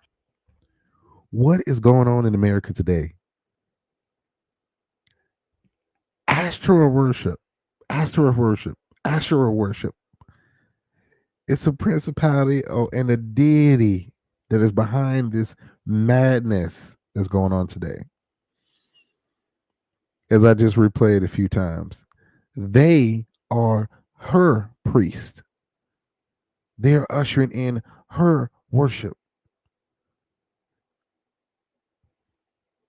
This is why most women today, especially in certain communities, identify closely with gay men because they are the priest of the principality known as Asherah, who's going by many names: the Queen of Heaven, the Goddess of the Sea, all that stuff that's changed over time. That should be blowing y'all minds right now. That should be blowing y'all minds right now. The case is cracked. The case is the case is cracked. So this was very common in the entire cult practice of the ancient Near East. There was, in all of these fertility deities, there was eunuchs that gave their life up and their manhood up for obeisance to the goddess. And they'd essentially marry the goddess and marry the deity. Did you So keep the information on Jezebel's eunuchs, or did you cut those out?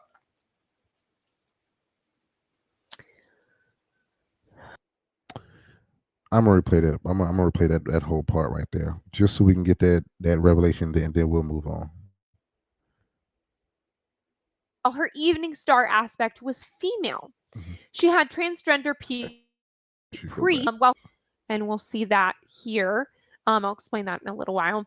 While her evening star aspect was female, she had transgender priests, male to female, who underwent castration. Nothing's mentioned about female to man, female to male trans folk participating. Both Wimber and Stuckey highlight the cross-dressing, gender-switching, sex-altering powers of Ishtar. Mm. Mm-mm. So when we say that you're under a strong delusion, we mean it. We mean it. And this is why witchcraft has entered into the church. There's at least one gay person in every modern day church, whether it's Baptist, Pentecostal. It's in there because astral worship is in there. And this is the groundwork for it. Remember, there's nothing new under the sun. It's new to us, but there's nothing new under the sun. So let's go on to the next one. Let's go to the next one.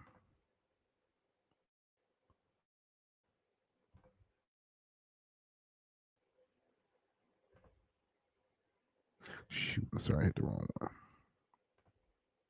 Wrong button, excuse me. All right. Fellow Bible nerds, Hello. I wanted to thank you all for the feedback so far on my first video. We've gotten a lot of questions and feedback already, and I realized through a couple questions I didn't really post my sources in the last video, so bear with me. I'm new to this, but I do want to just kind of like run through and show you some of the books that I've used as my source material for putting this all together. Obviously, number one, Really? pretty good book. Hope So Highly recommend. highly recommend. Really good read. Really good read. This is the one I quoted the most, and I Okay, miss you gotta show them how thick. yeah, I misquoted the author of this one because I was all over the place. But Fraser is the author of this book, The Golden and Bough by James George Fraser. believe it or not, this is the abridged version. This is actually a 12-volume series that you can't get for cheaper than $1,200. So, dude literally spent his entire life researching that stuff. So it is the brunt of my citing. Inanna, Queen of Heaven. Queen of Heaven I cited that and quite a Earth bit. from Diane Wilkstein and Samuel Noah Kramer. This one was also amazing. History's Vanquished Goddess Ashura by Darlene Kosnick. And this book was really good for the iconography because it just like has all of the stelas and the reliefs and lines it all up by name and region and concepts. So it's a really good cross-reference source. The Apocrypha I used quite a bit, but I didn't cite it as there is quite a bit of Controversy. discussion on whether or not it's Canon. biblically accurate or canon. So just to make sure that I was only using sources that everybody trusted, I left that out for the most part. I do cite it once in this video, but it's a Take it or leave it's it. a take it or leave it. So by no means asserts itself. Book on Norse mythology by Lindo. I didn't use this one a whole lot, but I did get into it a little bit. And I'll probably be using them more in the future as I do more videos. This one was also big. Mesopotamian history is really difficult to get information on because it's so ancient. Most of the information is missing or hidden or deleted. But Stephanie Daly is the author of this one. And actually, side note, I've actually seen a lot of these stelas. I was in the Louvre on one of my military stations, so I was able to see a lot of these images and icons in person. And I did some time in London, um, and I'll kind of point out some of the things, some of the parts of their culture kind of stands out a lot more in a different way because these images haven't been hidden over there because they've just been there for so long. So there's less obscuring and it's enough of a culture difference where I was noticing these symbols and starting to see where they came from. The Nephilim and the Pyramid of Apocalypse. Again, this one I didn't cite, just has some strange information and some useful information and everything in between. So then this was one of the first books that I read early on, Time is the Ally of Deceit by Richard Reeves. Highly recommend this guy. He does a really, really exhaustive Roman and Greek breakdown. This one's more my book. This one's, if you've read or if you've watched The Christmas Question, it's a documentary. It's very, very well done documentary about kind of the origins of Christmas. They have the author of this book come on, and I just remember because we've loved this study that I was like, I have to get that book. And so we'll get into this a little bit more next video is going to be more our like study on Christmas and those rituals. But this one's called The Krampus and the Old Dark Christmas, and it's called From Al Riddenor. So, and it's got pictures too. It's really, really good read. And then there's two we don't have, and there's also an Egyptian mythology book we'll have to get. Our books are everywhere. Fun stuff. This one is, you quoted this a lot, the first one. It's The Cult of Ashura By Judith Hadley. and The Sacred Tree by Carol M. Cusack. Very good read. She was, it's a Cambridge published. So all of these are academic.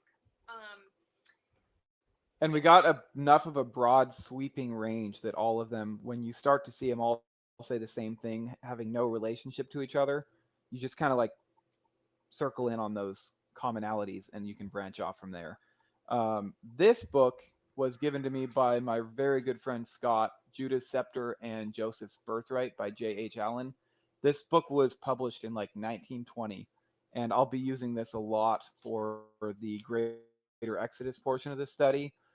It's the opposite end of this spectrum, where all of this is talking about how Satan has gotten the birthright from Adam, from Israel, through deception. And this book is all about the birthright that God passed down through Abraham up to Jesus or Yeshua, depending on how you say his name, and how that birthright will be reinstituted to his people in the last days.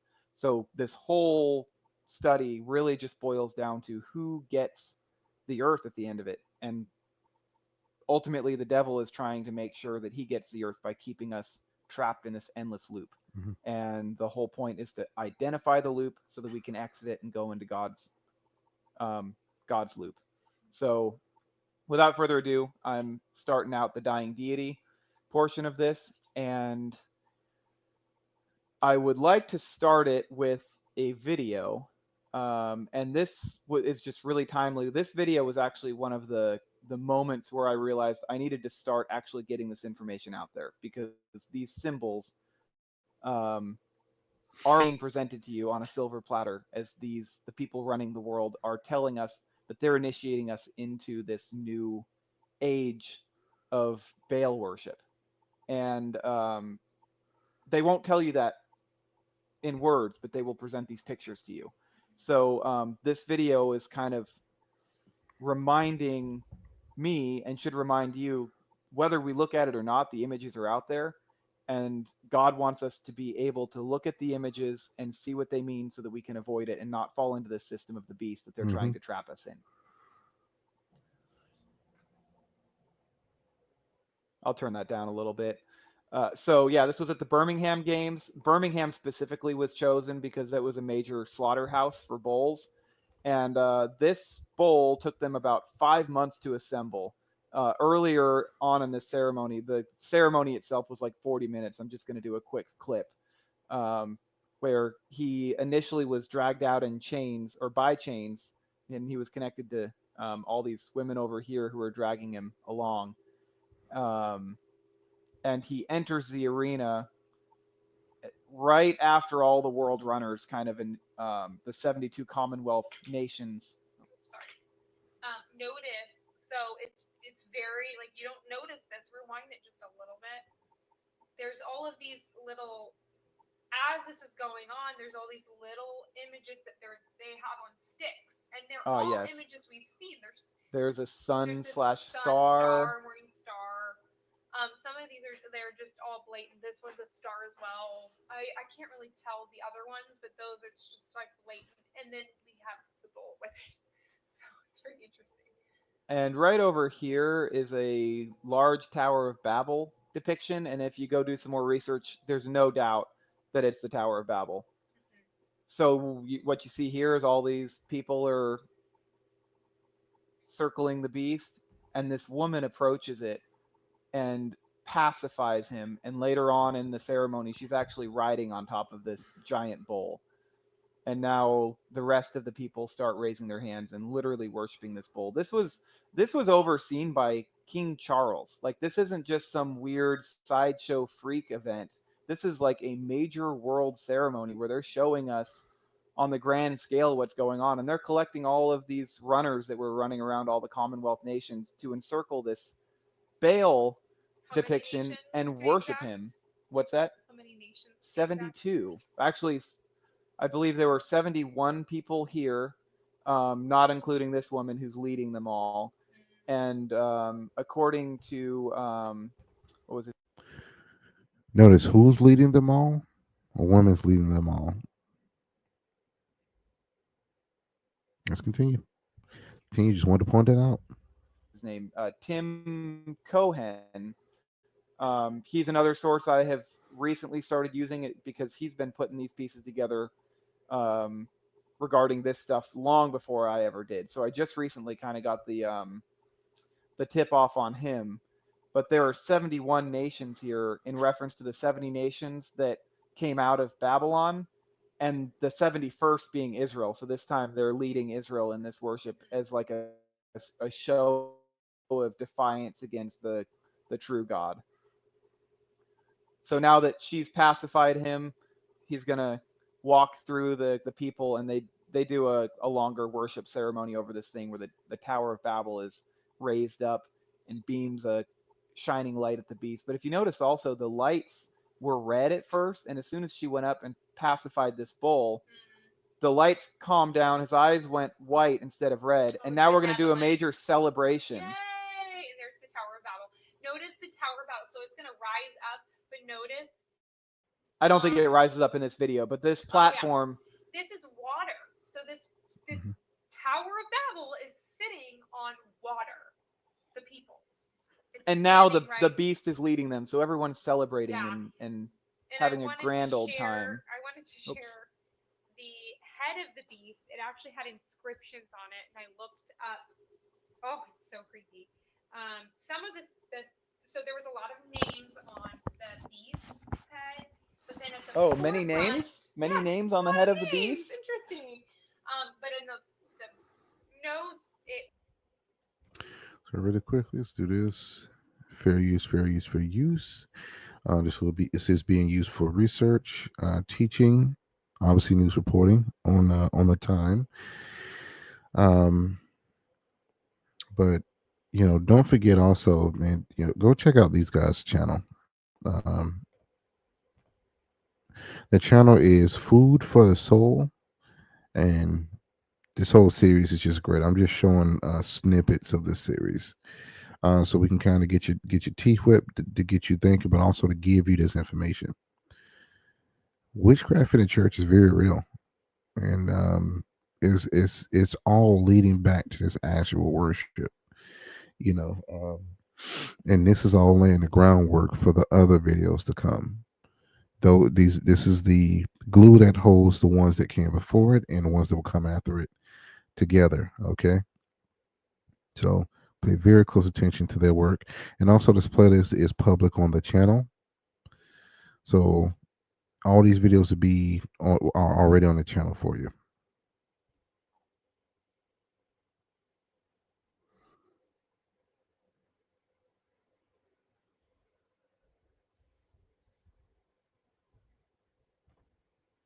other side says, um,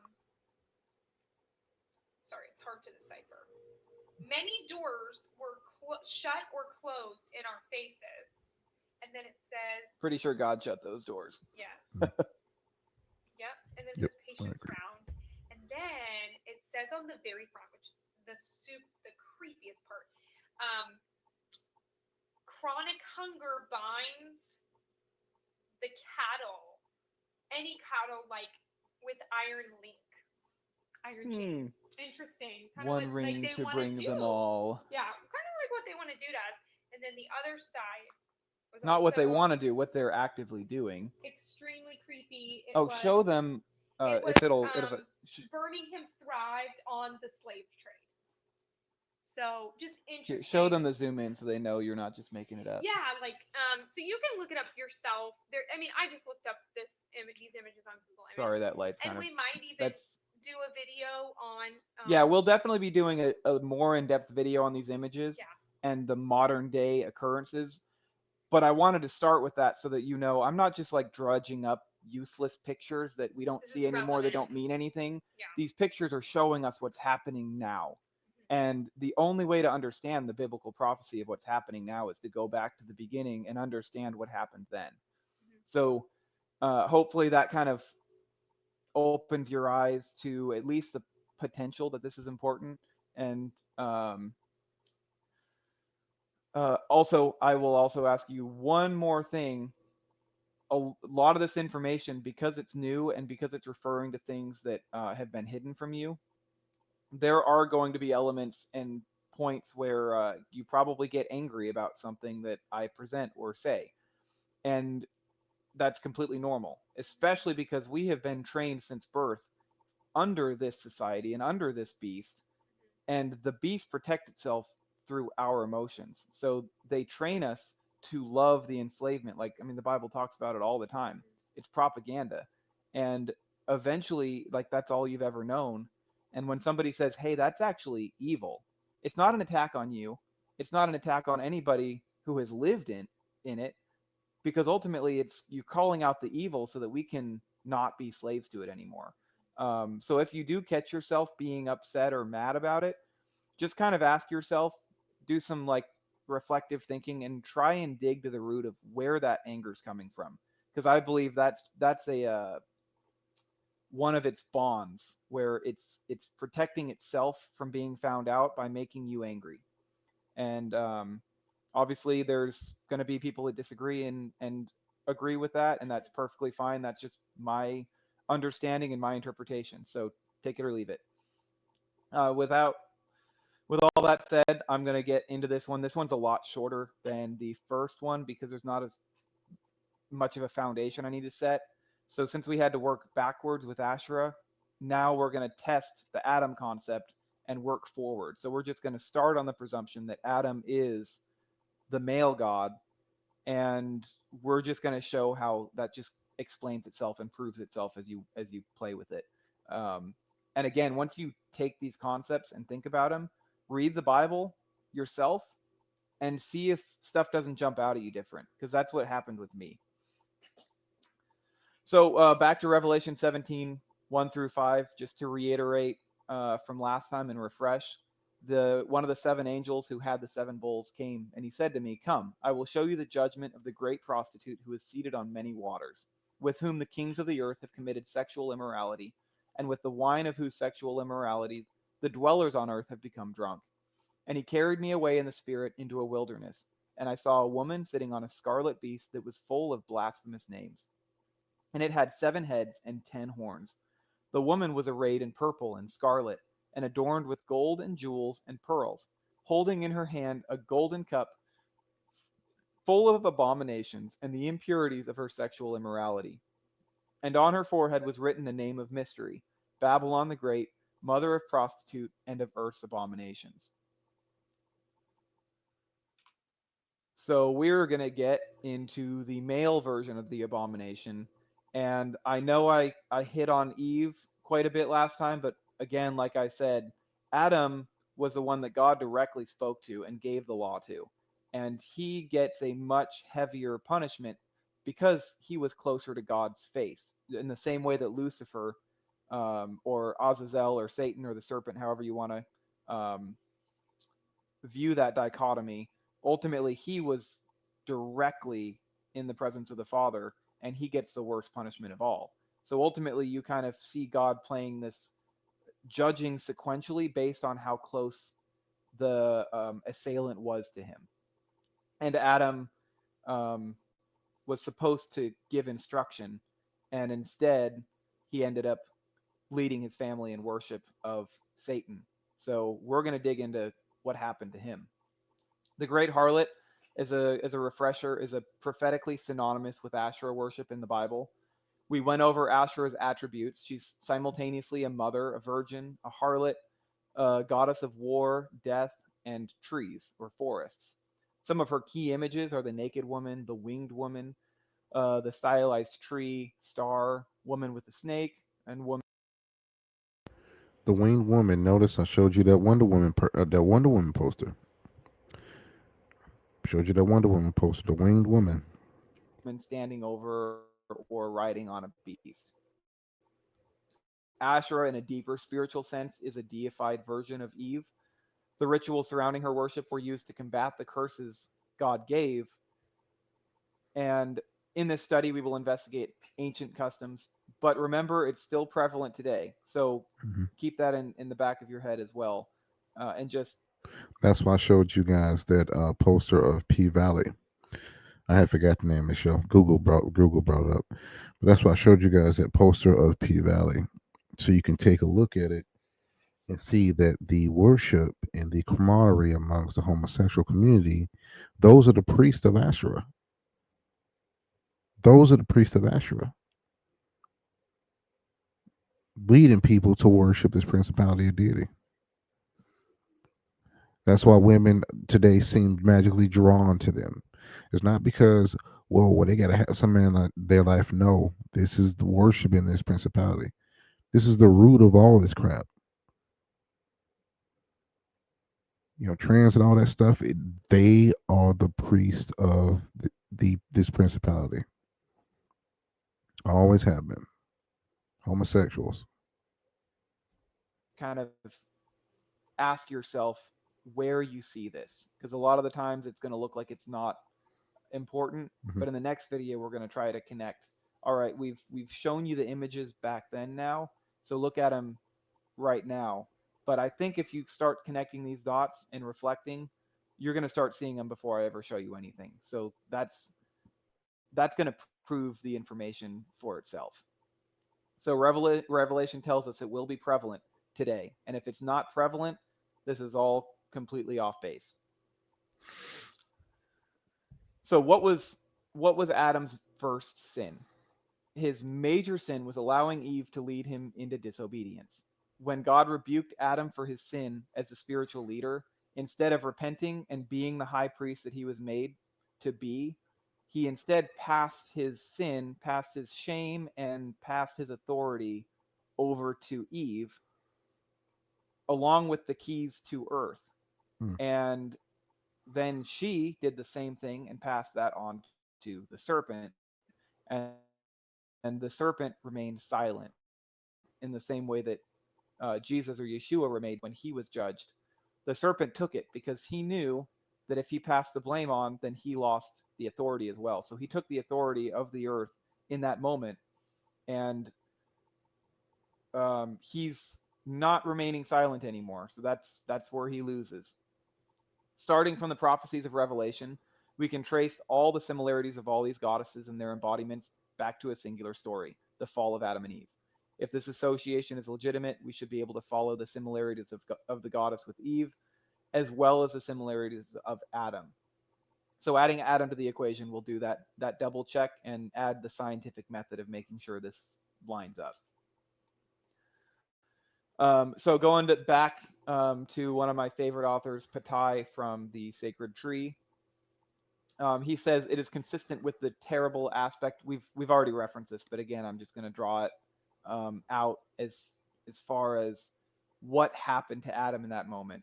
And through the Bible and through a lot of this ancient iconography, everybody acknowledged that the tree of knowledge was for Adam a tree of death.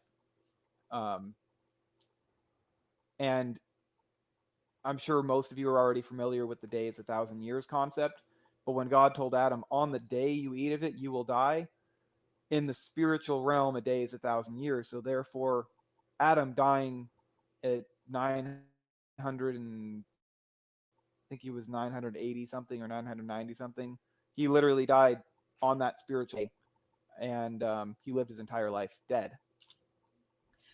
Another thing that we need to reiterate, I think, is in no way are we saying that Adam and Eve did not repent. There's no biblical evidence that they didn't repent. Mhm. So we're not saying that they were these like evil figures like Ahab and Jezebel.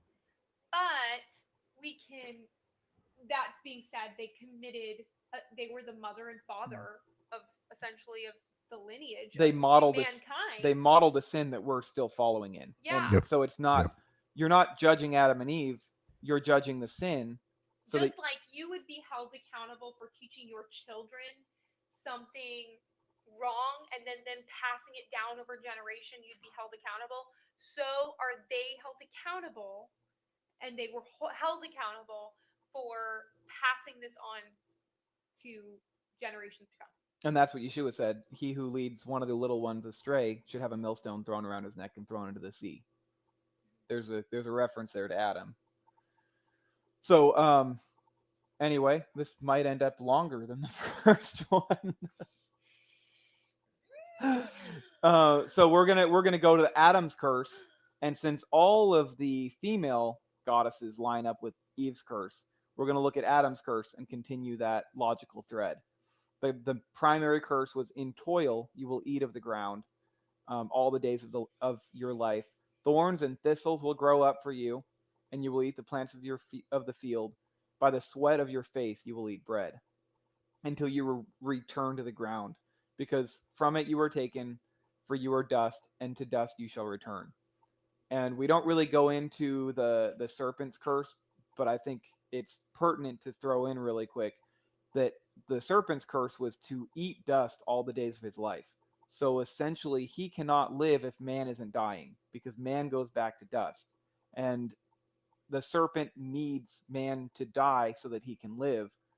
And in when Yeshua or Jesus gives us eternal life, the serpent by proxy has to die. So one of us is going to die because of this contract we've made, and God is giving us a way to not be the one that's dead. So that on that thread, in our next video, we will be discussing how essentially these rituals are celebration of man's death, separation from God, and man's fall. So in that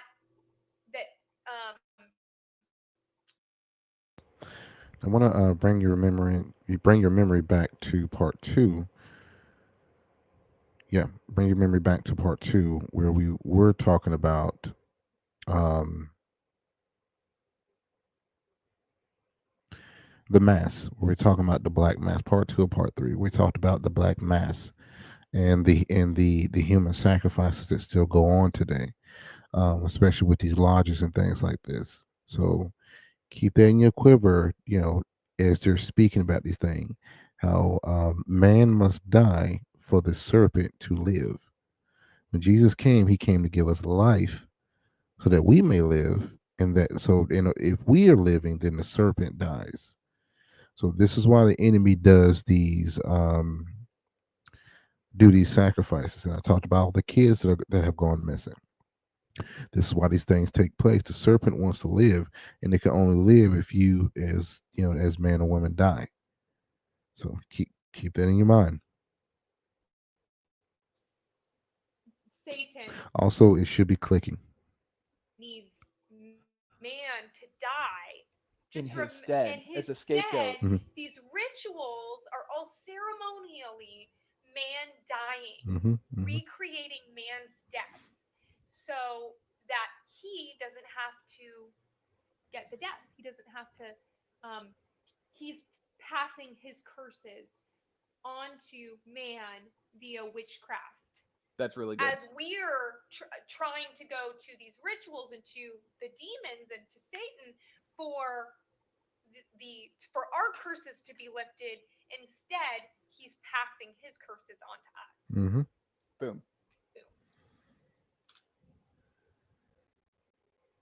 Perfect shoe in.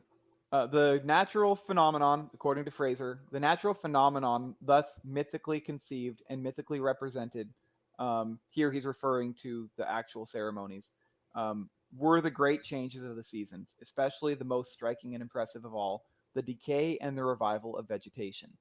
And the intention of the sacred drama was to refresh and strengthen by sympathetic magic the failing energies of nature in order that the trees should bear fruit, the corn or wheat should ripen, and men and animals should reproduce their kinds. So instantly we see the connection already to Adam's curse. Every single one of the points of the ceremonies for the dying deity is to counter the curse that God gave us. Instead of just going to him, we sewed fig leaves on ourselves, literally and figuratively. No, notice that it says the decay and revival of vegetation. One more set. 1 minute. Pull this up here. Fair use, fair use, fair use for YouTube. Fair use, fair use, fair use.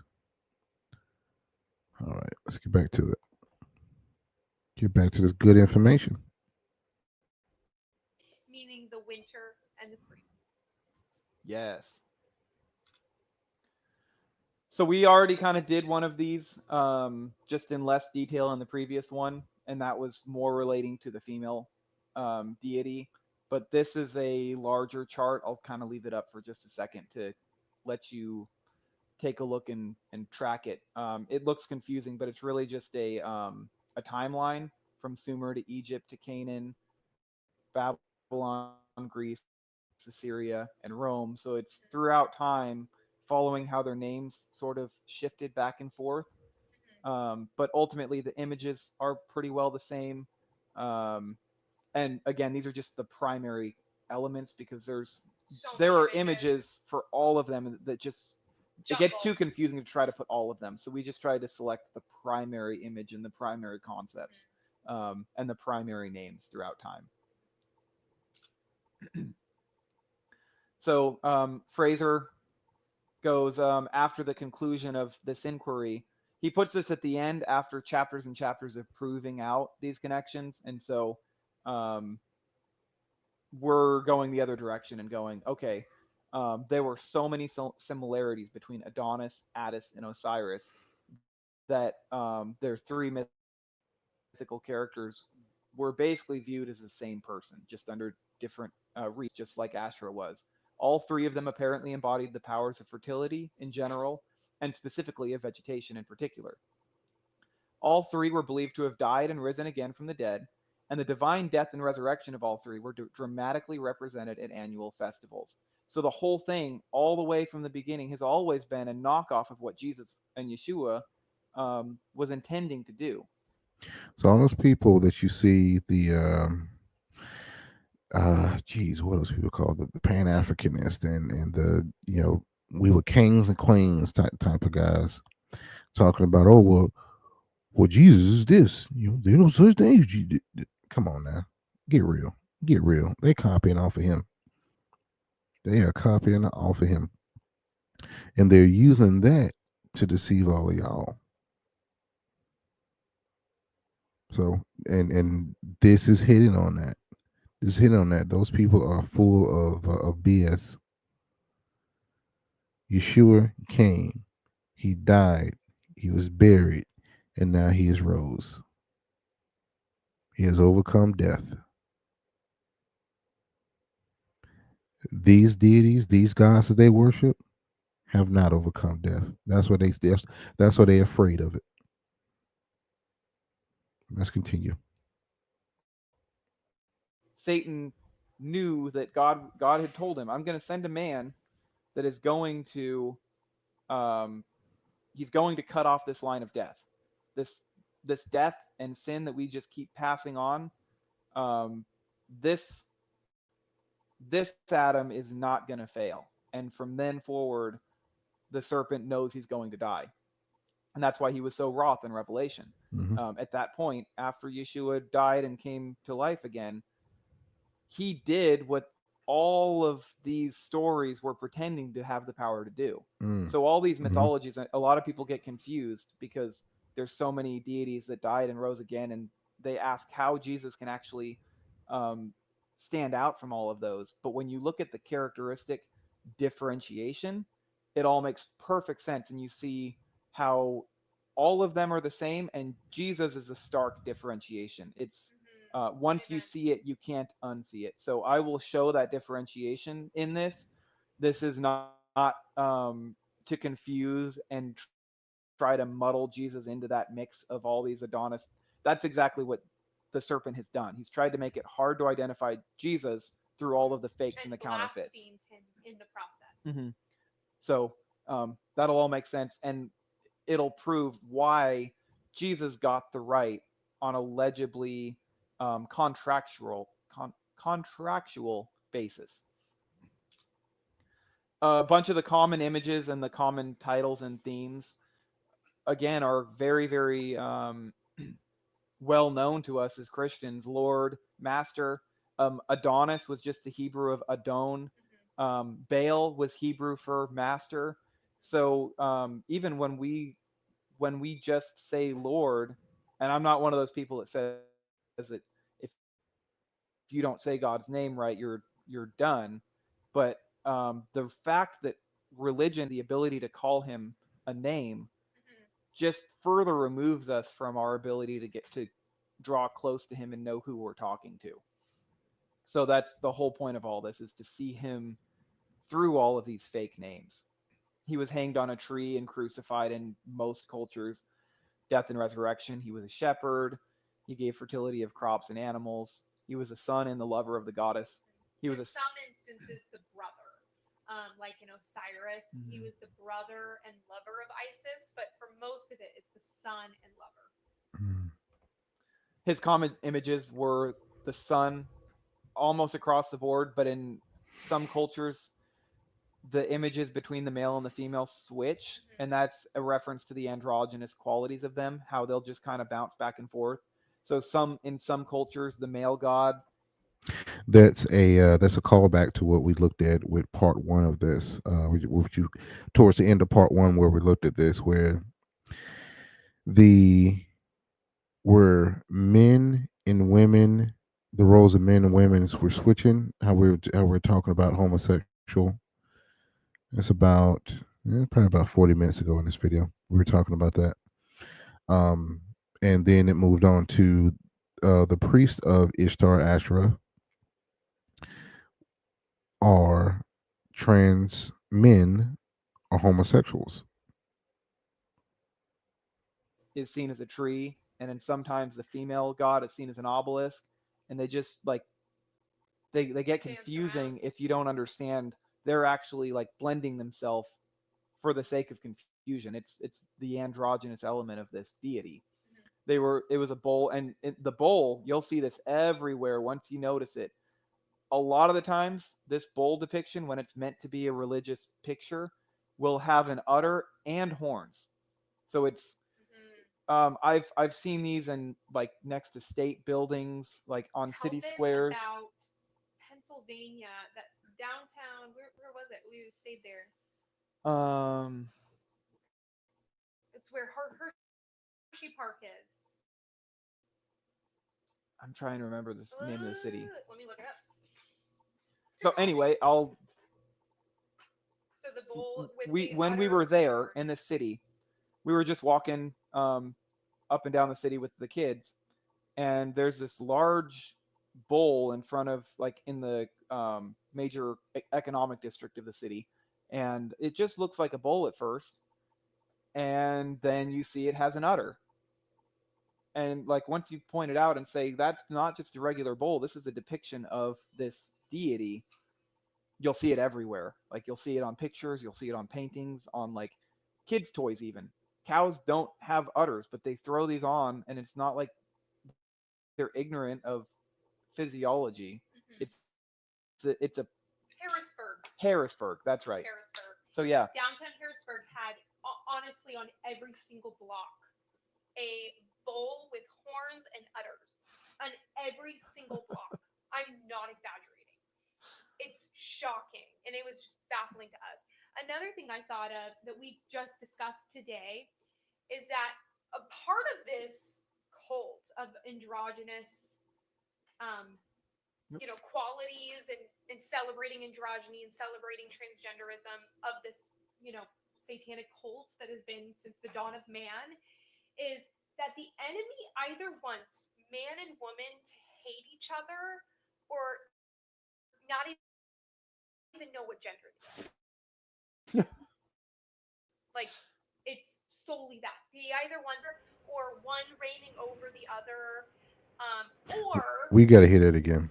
other that the enemy either wants man and woman to hate each other. Does that not sound like the gender war that's been going on for at least the 60s? Nope. Actually, feminism started in America in the 1920s. Yeah, it started with Planned Parenthood, My Body, My Choice stuff.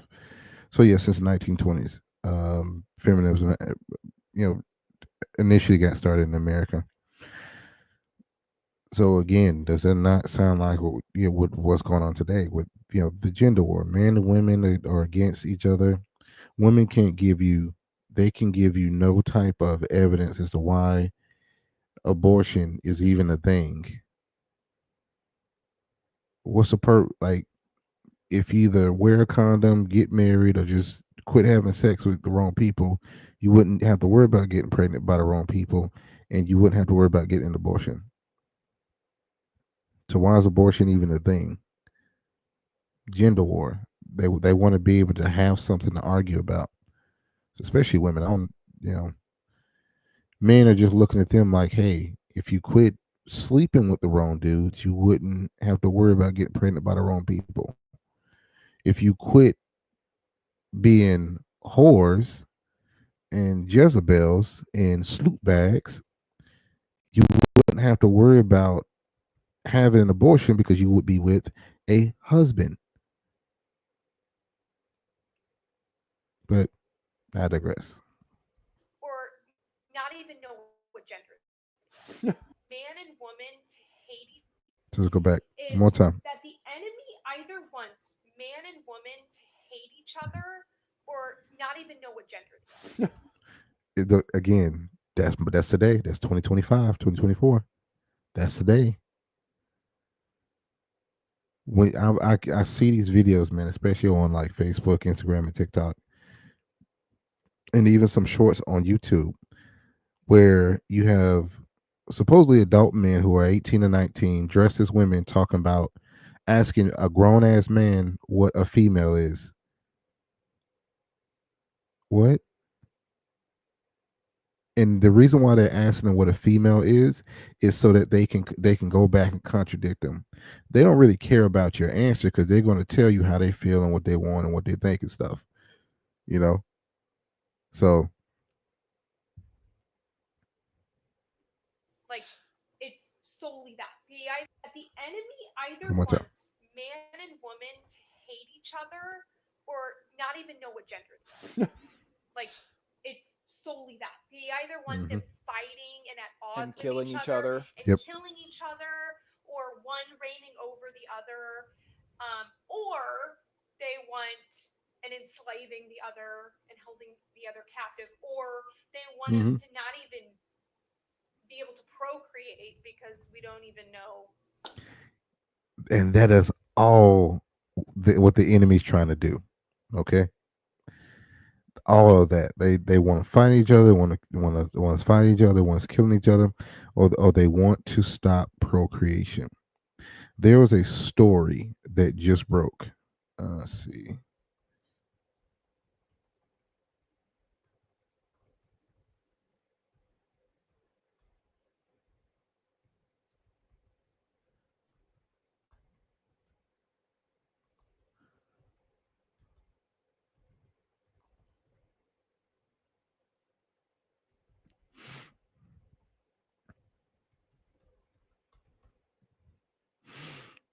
Here it is. This is a Georgia couple.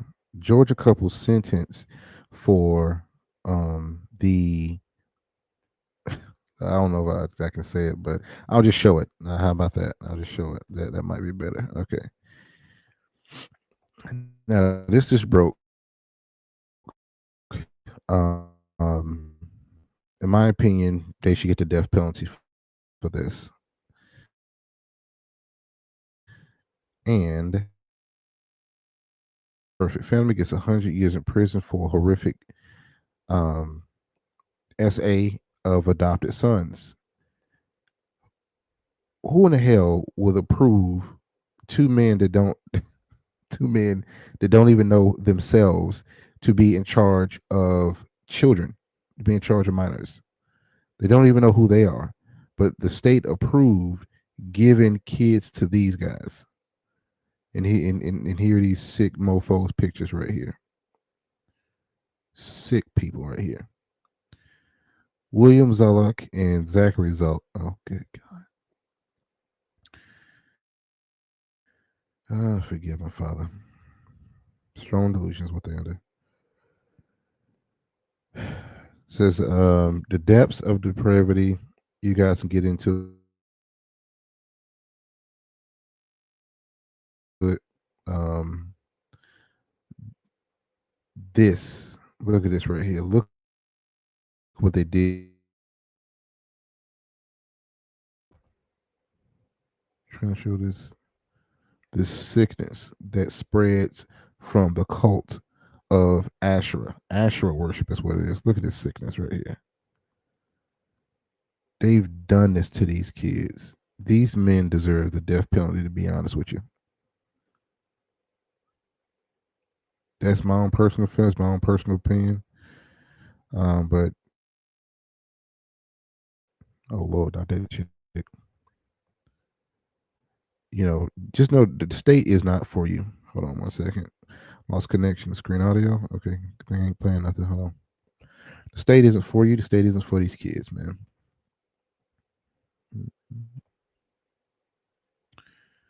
Okay, hold on. See if it'll give me okay now. Your browser lost connection. Screenshot audio. Try sharing. Screen again. Restart your browser. This doesn't work. Okay, hold on. Maybe it's because I got this open. Close that. There we go. It's closed. We stop sharing. All right, I'm gonna try it again.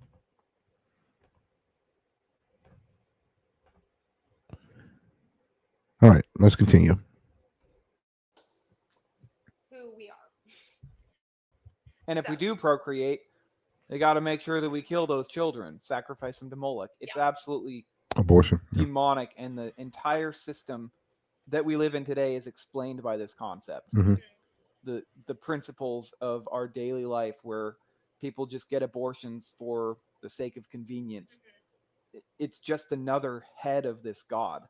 The You don't take your baby up to the altar of Moloch anymore. You go to a hospital and get a man in a white lab coat to kill it for you.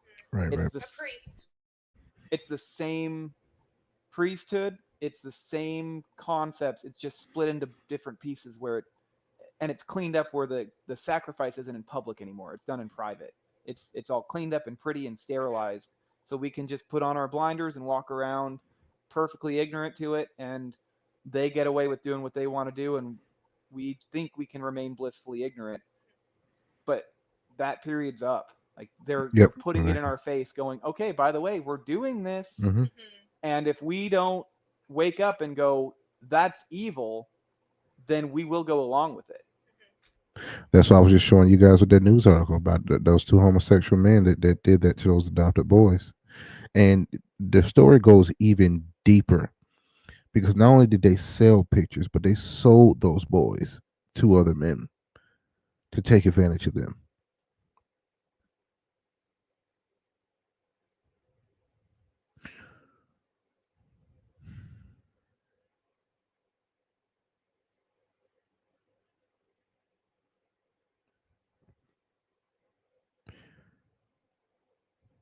Yah's a just judge. They'll get what he has coming to them. Make no mistake, they will get what they have coming to them. Let's continue. So who was Tammuz? That's a Tammuz was one of the, I think he was the earliest personification of Tammuz slash Tamuzi, the Babylonian Sumerian fertility god. And if I miss anything, tell me. But um, he has these I crosses. can explain it. Yeah, go for it. So he has these crosses. There's several. There's 4, if you notice. There is 2 that he is holding, and then there's 2 behind him. And so the image. So it's very interesting in all of these mythologies. The male deity is either carrying a shepherd's staff or a cross, and that's quite interesting. And we know, what that kind of resembles, obviously. And you'll notice the pine cones on the And crosses. there's pine cones on the crosses, so it's also referring to that he is a vegetation deity and that he helps with vegetation of crops. And the pine cone specifically was a very Fertility. sacred image in Babylon. Image, yes. This was another thing I saw the stelas in the Louvre and the History Museum in London, and that was when I was starting to read about the pine cones, and I literally saw these stelas all through this museum, and they're using this pine cone as a fertility image, and they would have a bucket of water and the pine cone primarily. I'm sure you've seen it, but anyway, go on. So there's goats on each side, and we talked about how there's goats in Asherah worship as well, and in those images. The goat is just symbolic of occultism. It's just everywhere. It's in both male and female. And then if you notice, these are young boys, and it's pretty apparent that they're priests of Tammuz, and Tammuz also practiced castration of young boys and men. So, and then they have these whips. It's just quite interesting. I've never seen anything like the whips. But that's the key image is the cross, and if you see, he's holding it very much like a staff or a, It's like an ankh or a yeah, crozier. an ankh was a shepherd's staff, but it would No, the ankh was resembled- the Egyptian pharaoh's Yes. staff. it symbolized yeah. a shepherd's staff, but it resembled not only divinity but kingship. See, this is why you do the pictures. Yeah, and you're so good at your stuff goes over my head. This is from the Museum of Berlin, by the way, and it's 1500 BC. So I mean, this is in a museum. Like all of these images are in museums. This is not hard to find if you know where to look. All right. The major point from this, I'm sure you've already read it, was every year Tammuz was believed to die, and specifically the divine mistress would journey into the underworld to find him.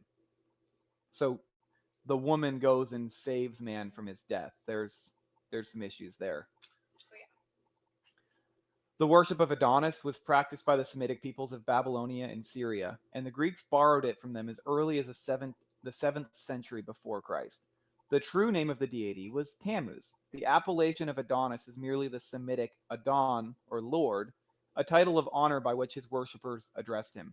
The name Adonai is the Hebraic version of that. You're calling God your master. So even the names Adonis and Baal, they've always been very, very similar appellations to God's names. And you have to be able to distinguish not between the name, but between who is hiding behind the name. And that's the important part. Like, what are the practices behind the name?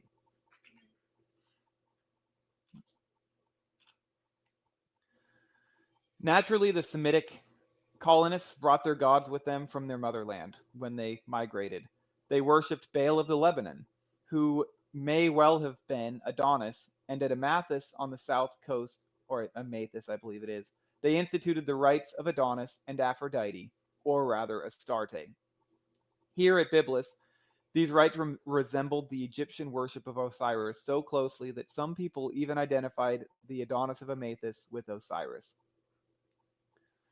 In the great spring festival of Cybele and Attis, it is best known to us in the form it was celebrated at Rome. There's a lot of records left from Rome, so that's why there's such a large focal point on the Roman point of this. The Babylon, Assyria, Greece, they all got conquered, so their libraries got burnt. Rome never got conquered. So we're going to finish this one, guys, and then we'll skip to the next one here. Never had someone come in and just Ding, ding, ding. burn everything. That's a I mean, not finishing this entirely. I mean, this particular slide. clue. And Rome they never got spread conquered. they spread to everywhere from there. So the information is very, very sparse, um, relatively. Like there's a lot of it compared to Rome and even Greek. There's lots of info on Greek religion because it was so close to Rome. So it just kind of starts to line up when you go, why is it like this? The older religions have had a lot longer to be overcome and burned and buried and destroyed and lost. So in this great spring festival of Cybele and Attis, we are informed that the Roman ceremonies were also Phrygian. So we may assume that they differed hardly, if at all, from the Asiatic original. All right, so we're going to move ahead here to the next one, to part 3. Shoot.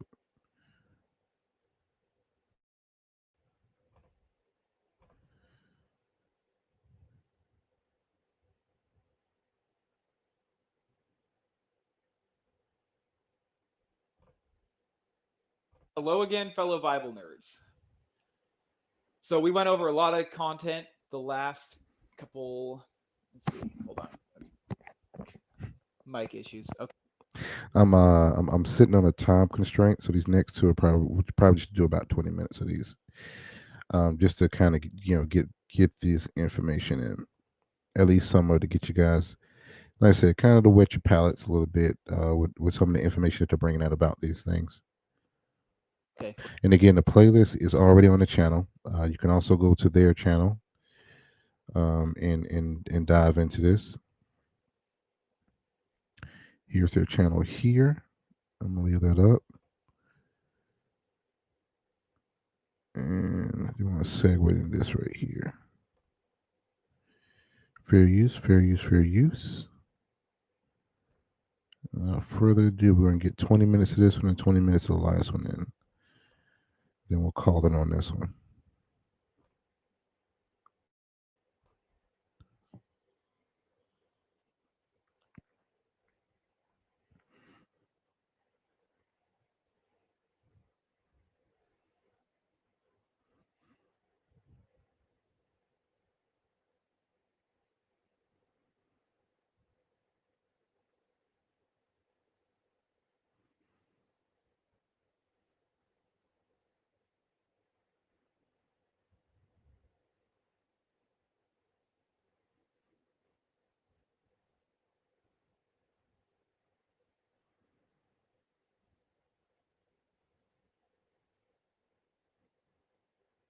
Mm-hmm. Yeah.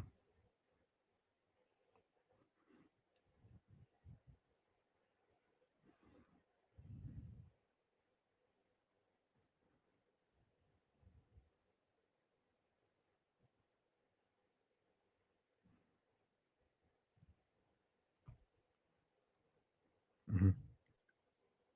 Right.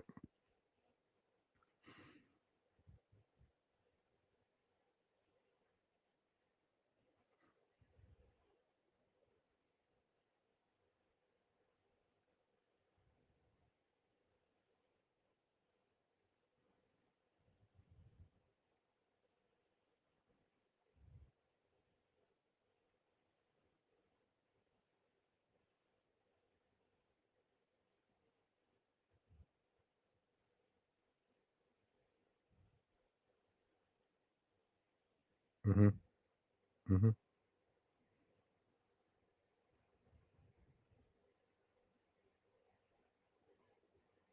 Right.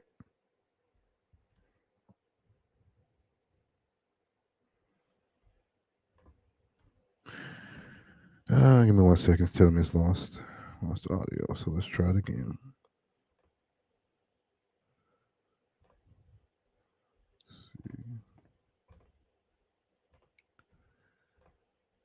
Right, share. Says we're good now. Okay. Let's continue. Hearts captive, our families, Let's see, our 10, relationship with our God, our money. They're holding our lives captive. So don't we want? And I apologize. I have to get ready for another show, so that's why I gotta cut these next two down. Um, instead of 20, I'll just do 10 minutes. So we'll go to the 10-minute mark on this one, and 10 minute on the next one. That way I can get ready for this next show. Freedom. And also, as a segue to that, again, I'll reiterate that as we present stuff, it's perfectly normal for you to be upset, angry, pissed Right. off, even. And if you do, I just ask you to ask where that's coming from. And I get it. I was mad for years Yes. after finding this stuff out, and it's been a slow dawning for me. Uh, and again, this is when you're learning this stuff, you're not getting punished, or like God's not angry at us We don't if know. we were lied to. Hidden. He- We've been lied to. So, He's angry at the people that lied to us and have hidden this, because every single element of it, every facet has been purposely hidden by the serpent. yeah. And he's been using humanity as his shield this whole time. And all we have to do is step out of the way so God can judge the serpent. In no way, too, are we discrediting your faith. So It's actually these lies have been built upon people's want and desire to honor serve God and worship God. absolutely. Mhm. So they've hijacked that drive to be godly people and to carry out what he taught you. But the festivals that they have told you he wanted, he specifically spends the entire Bible saying, I don't want these. Mhm. So this is about realigning that love for obedience and wanting to worship, because he has a whole host of ways where he said he loves that worship. So why not apply that desire to where he said he loves it, instead of having to fight and go back and forth? Yep. I think Thank you it's for a lot that. easier to just figure out what he's told us and figure out why the serpent has told us the opposite. Because Sun Tzu famously said, if you know yourself and you know your enemy, you will never know defeat. And that's true in both a physical and a spiritual battle. This is a spiritual battle that we're in. And the only way that we will possibly come out victorious is if we know our enemy enough to avoid his tactics. Amen. So, with that, we'll get into the celebrations of man's fall. You're going to have to click on the. There. My tech wizard over here. Okay. Take it away. So we'll return back to Revelation 17, 1 through 5. And I think that every time you read this after each presentation, it should just be more and more vivid. It's every iteration like gives you more detail, and your eyes are open to what specific things he's referring to. And this is all the end times judgment. So as your eyes are open to this in a spiritual and a factual sense, this next phase should show us in a truly visual sense what it means to see this thing. So he's referring to the great prostitute who is seated on many waters, with whom the kings of the earth have committed sexual immorality, and with the wine of whose sexual immorality the dwellers on earth have become drunk. And he carried me away in the spirit into a wilderness, and I saw a woman sitting on a scarlet beast that was full of blasphemous names, and it had 7 heads and 10 horns. The woman was arrayed in purple and scarlet, and adorned with gold and jewels and pearls, holding in her hand a golden cup full of abominations and the impurities of her sexual immorality. Mm. And on her forehead was written the name of mystery, Babylon the Great, mother of prostitutes and of earth's abominations. So the great harlot that we know of, just a quick summary from the last couple videos, is this great harlot is prophetically symbolic of Asherah worship in general, but also it's symbolic of Asherah the goddess, and it's symbolic of the religions and the nations who worship Asherah. So it's a layered prophecy that melds into the physical and the spiritual, and all of the connections are circular. And connects all of the idols. So she's the queen of heaven, she's the mother of all goddesses. So in that includes the gods that are beneath her. Yeah. The celebrations of the male dying god was primarily for combating Adam's curse, just as Asherah worship was in competition with Eve's curse. And we also know that the idolatry of this great harlot will be present in modern times if it fits the end times prophecy. So we know that Asherah and Baal worship and those customs must be continued to be performed today. So as opposed to what history tells us, Baal and Asherah worship never died out. It just Changed. went under cover. Mm-hmm. It hid itself so that we couldn't see it anymore, which is exactly what a serpent does. It never went away. Everyone says that Christianity took over after the Roman period. Nope. But what they did was they melded these religions and these rituals with Christianity. They took the theology of Christianity and plugged it in with all of these images. And we'll prove in the next video that that's still not okay. It's just like the golden calf situation. So it's our job to identify that. And again, the culprit here is the serpent. Mm-hmm. We've been deceived all along, and God's just asking us to open our eyes and stop letting him deceive us. Amen. And he's trying to free us. So we went over this last time, but it's a good reiteration. Yes, for sure. So I'll just read the whole thing. You guys can skip ahead if we're boring. It was the the 56th year of the life of Lamech when Adam died. 930 years old was he at his death, and his two sons, Enoch and Methuselah, his son, buried him with great pomp, as at the burial of kings. And note, there's nothing wrong with that great pomp. There's nothing wrong with the huge burial. Joseph had one of those as well. The problem is what happens afterwards. It says, in that place, all the sons of men made a great mourning and weeping on account of Adam. Again, nothing wrong with mourning for the dead, especially he was the first man who's ever died. That's pretty traumatic. But it has therefore become a custom among the sons of men to this day. And Adam died because he ate of the tree of knowledge, he and his children after him, as the Lord God had spoken. And the whole point of this message is so that we can stop dying. Yeshua bought the contract to stop this. All we have to do is enter into it and um, open our eyes to what we're doing.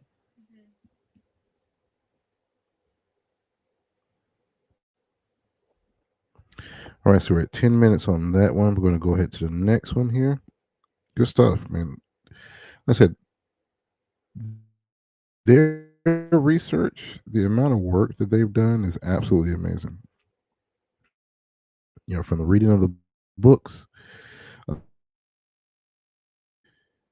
it's absolutely amazing the work that they've done with this series. And again, I urge you guys to go to their channel, and I absolutely salute them for it. So let me do a quick check. It's still looking good. All right, let's go ahead. We got 10 minutes on this one. Funny title, isn't it? Funny title. Welcome, fellow Bible nerds. Tonight I am doing part 4 of this video. Is a biblical cross-reference of the data we've compiled, and now we're going to go into the scriptures and dig into prophetically what was said, what was going to happen, um, and the cycle of judgment that Israel and the nations continue to find themselves in. So there is a unbelievable amount of information on this. I parsed it down um, pretty. I parsed it down a lot. So there's more that I could always dig into if you guys want more information on this. It's literally every single book of the Bible. Once you have this lens, you can open anywhere and see this cycle and repeat. So before I get into this, I want to start with as people say, a couple laundry list items. First off, shout out to Ashley Keeney, who got my cousin Vinny reference. Great movie. It's one of my wife's absolute all-time favorite movies. Was a good So movie. good job on the association. Secondly, I got some comments in reference to my second video, referring to my statement that female cows didn't have horns. I have learned from you guys, specifically Lydia, thank you for your comment, that female cows do in fact have horns. And my error was I have only ever seen dairy cows that have been dehorned. I did not know that naturally they had horns. So a couple people commented that I may want to delete that and edit it out of the video, but I am purposely going to leave that in there because primarily this whole thing is not just about me teaching you. It's not me pretending to be perfect and all knowing. It's me I say is going to be perfect and applied to my life. In fact, I think that is the only way that we learn. Guess what? I am never, ever, ever, ever going to say that um, heifers don't have horns anymore because I learned that publicly. So I'm never going to pretend to be something I'm not. I'm never going to pretend to be a someone who has everything together wrong, so that we can rest in His peace. He wrong. You look around the world and it's chaotic and it's scary and it's freaking you out. This is what we're called to do. Hmm. Go and dig and figure out what we're doing wrong so that we can rest in his peace. Amen. He tells us exactly how to do that. So I'll start with the beginning. And again, I'm cutting so many verses out. I'm telling you, look into any single book. Just open a book at random with this Baal and Asherah stuff in mind, what it's referencing, and the whole Bible from Genesis to Revelation paints this picture absolutely beautifully. So at the very, very, very beginning of Israel's um, going into Canaan, God is telling them, hey, the Canaanites are doing evil, abominable, disgusting practices. They're burning their children to Molech. They are Yep. setting up Asherim. They're setting up sun pillars. They're worshiping the sun. They're doing all of these orgies and all of these like disgusting rituals. When you go in there, hew down their Asherim, burn their graven images with fire, cut down or break down their altars. Um, all through Deuteronomy, Joshua, and Judges, it says, because of the abominable things that they are doing there, don't ask how they worship their gods. Don't even inquire, because I will not accept it. I should have added that verse in here. Um, they populate all over the place. But essentially, God is saying, if you copy these practices in any way, shape, or form, I will plug my ears and I will not hear anything you say. So Deuteronomy 5 or Deuteronomy 7 starts that, and immediately right after Solomon, I mean, look at it. Solomon is given a vision from God the night after he performed sacrifices at Bethel. I believe it was Bethel. Um, he performs 1,000 burnt offerings, and God meets him and says, "Because ask, give them whatever he desires." Solomon asks for wisdom, and God says, "I'm going to give you everything else as well. Just don't follow foreign gods." What does Solomon do? He goes and he intermarries with all of the pagan nations to create peace with them, and he marries their gods as well. So he brings all their gods from abroad into Jerusalem. First king after David. David is the picture of Jesus, and Yeshua has a united kingdom. And because of the sins of Solomon, God promises to split the kingdom of Israel into two parts, the northern house and the southern house. That's Judah and Israel. The house of Israel is known as Samaria. It's known as Ephraim. It's known as Joseph. Um, it's those are the main ones, but there's other names for it. It's important for Bible prophecy and for understanding this Exodus concept to to understand that there are two houses of Israel that are being judged, and they're being judged separately for each house and their specific sins. We'll get into that. But the history of Israel is given as a ping pong between the kings of Israel and the kings of Judah. So it just kind of runs through, and this is by no means an exhaustive history of Israel because, like I said, we could go for days. But in brief, this is the cycle where you have an evil king or even a righteous king. Solomon was righteous from the get go, Hmm. and he just slowly started introducing Asherah worship immediately into Jerusalem. Um, Ahijah the prophet, or Ahijah, as a lot of you know him. There's no J in Hebrew, so um, I kind of bounce around between the Hebrew and the English pronunciation. But Ahijah confronts Jeroboam about Asherah idolatry. Uh, Jeroboam was the king of the northern house of Israel, so the northern 10 tribes. He was a king of Samaria, where they set up their capital and their temple. And then Rehoboam was the son of Solomon who took the southern house of Judah. So you see Ahab under Jezebel's influence build an altar to Baal, set up an Asherah in Samaria. Elijah confronts the priests of Baal. We will get into that. Jehoaz takes the throne, lets the Asherah stand in Samaria. So you see, once it gets established in Israel or in Judah, it never really goes away. Like once it's there, it's kind of there. Um, it it always creeps forward, but it never creeps back. And you'll see, um, whenever a king comes, you won't.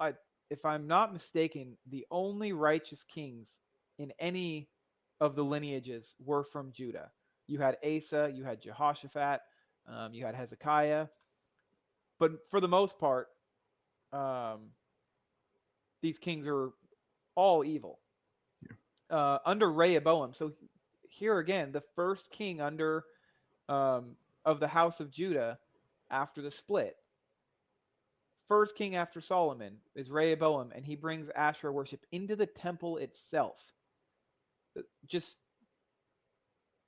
I don't know how God can tell them so many times, get rid of these idols. I don't want them. And just immediately they bring them straight into the temple. Exactly. Yeah. Asa takes the throne, leads a reform, demolishing the Asherim and the sun images. And Second Chronicles, First Kings, they both refer to Asa and how righteous he was. It actually says that God gave Israel rest because he had cleansed the land of these images. But the moment Asa dies, it goes right back into idolatry.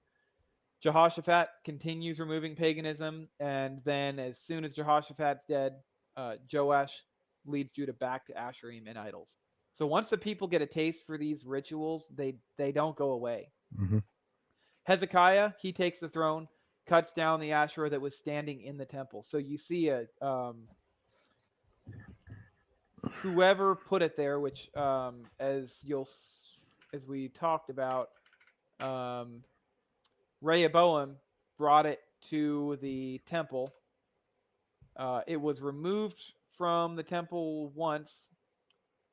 I don't remember if it was Asa or just Josiah that did that, but um, anyway, Joash brought an Asherah back and planted an Asherah back in the temple. Hezekiah cuts down that Asherah that is standing in the temple, and he breaks it in pieces. He breaks in pieces the bronze serpent that Moses had made.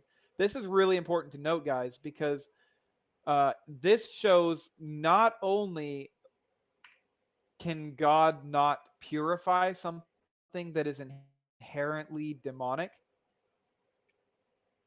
once something has become inhabited by demons and has been turned into demon worship, it has to be destroyed. So God himself had told Moses to set up this bronze serpent.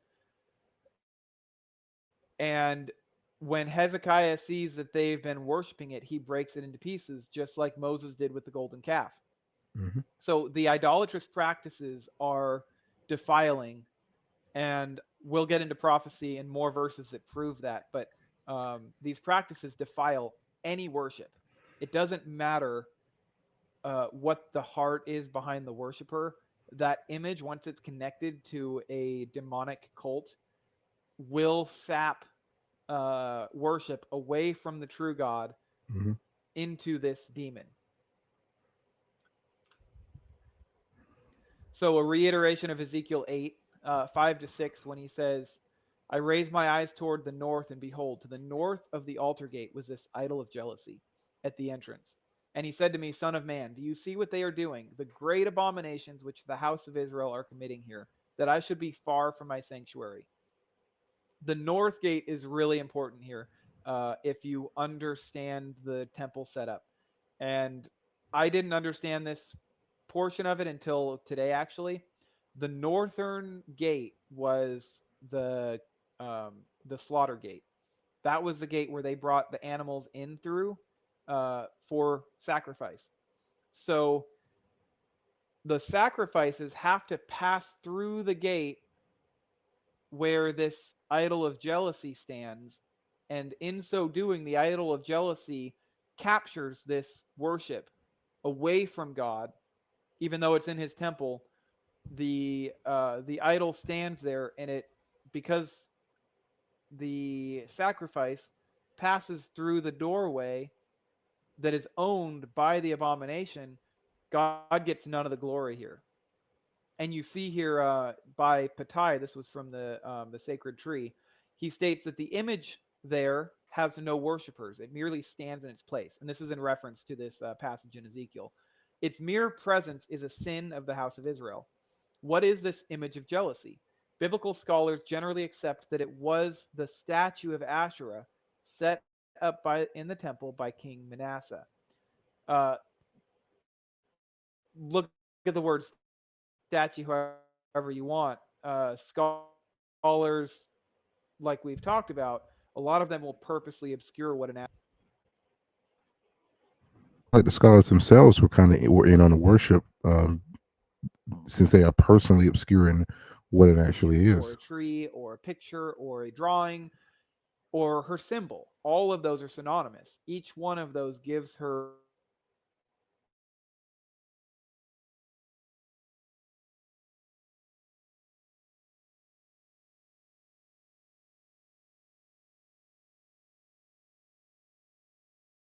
if you go back. Okay, so we're gonna cut it right there. Good stuff, man. Just the great stuff, amazing stuff, coming from that series, man.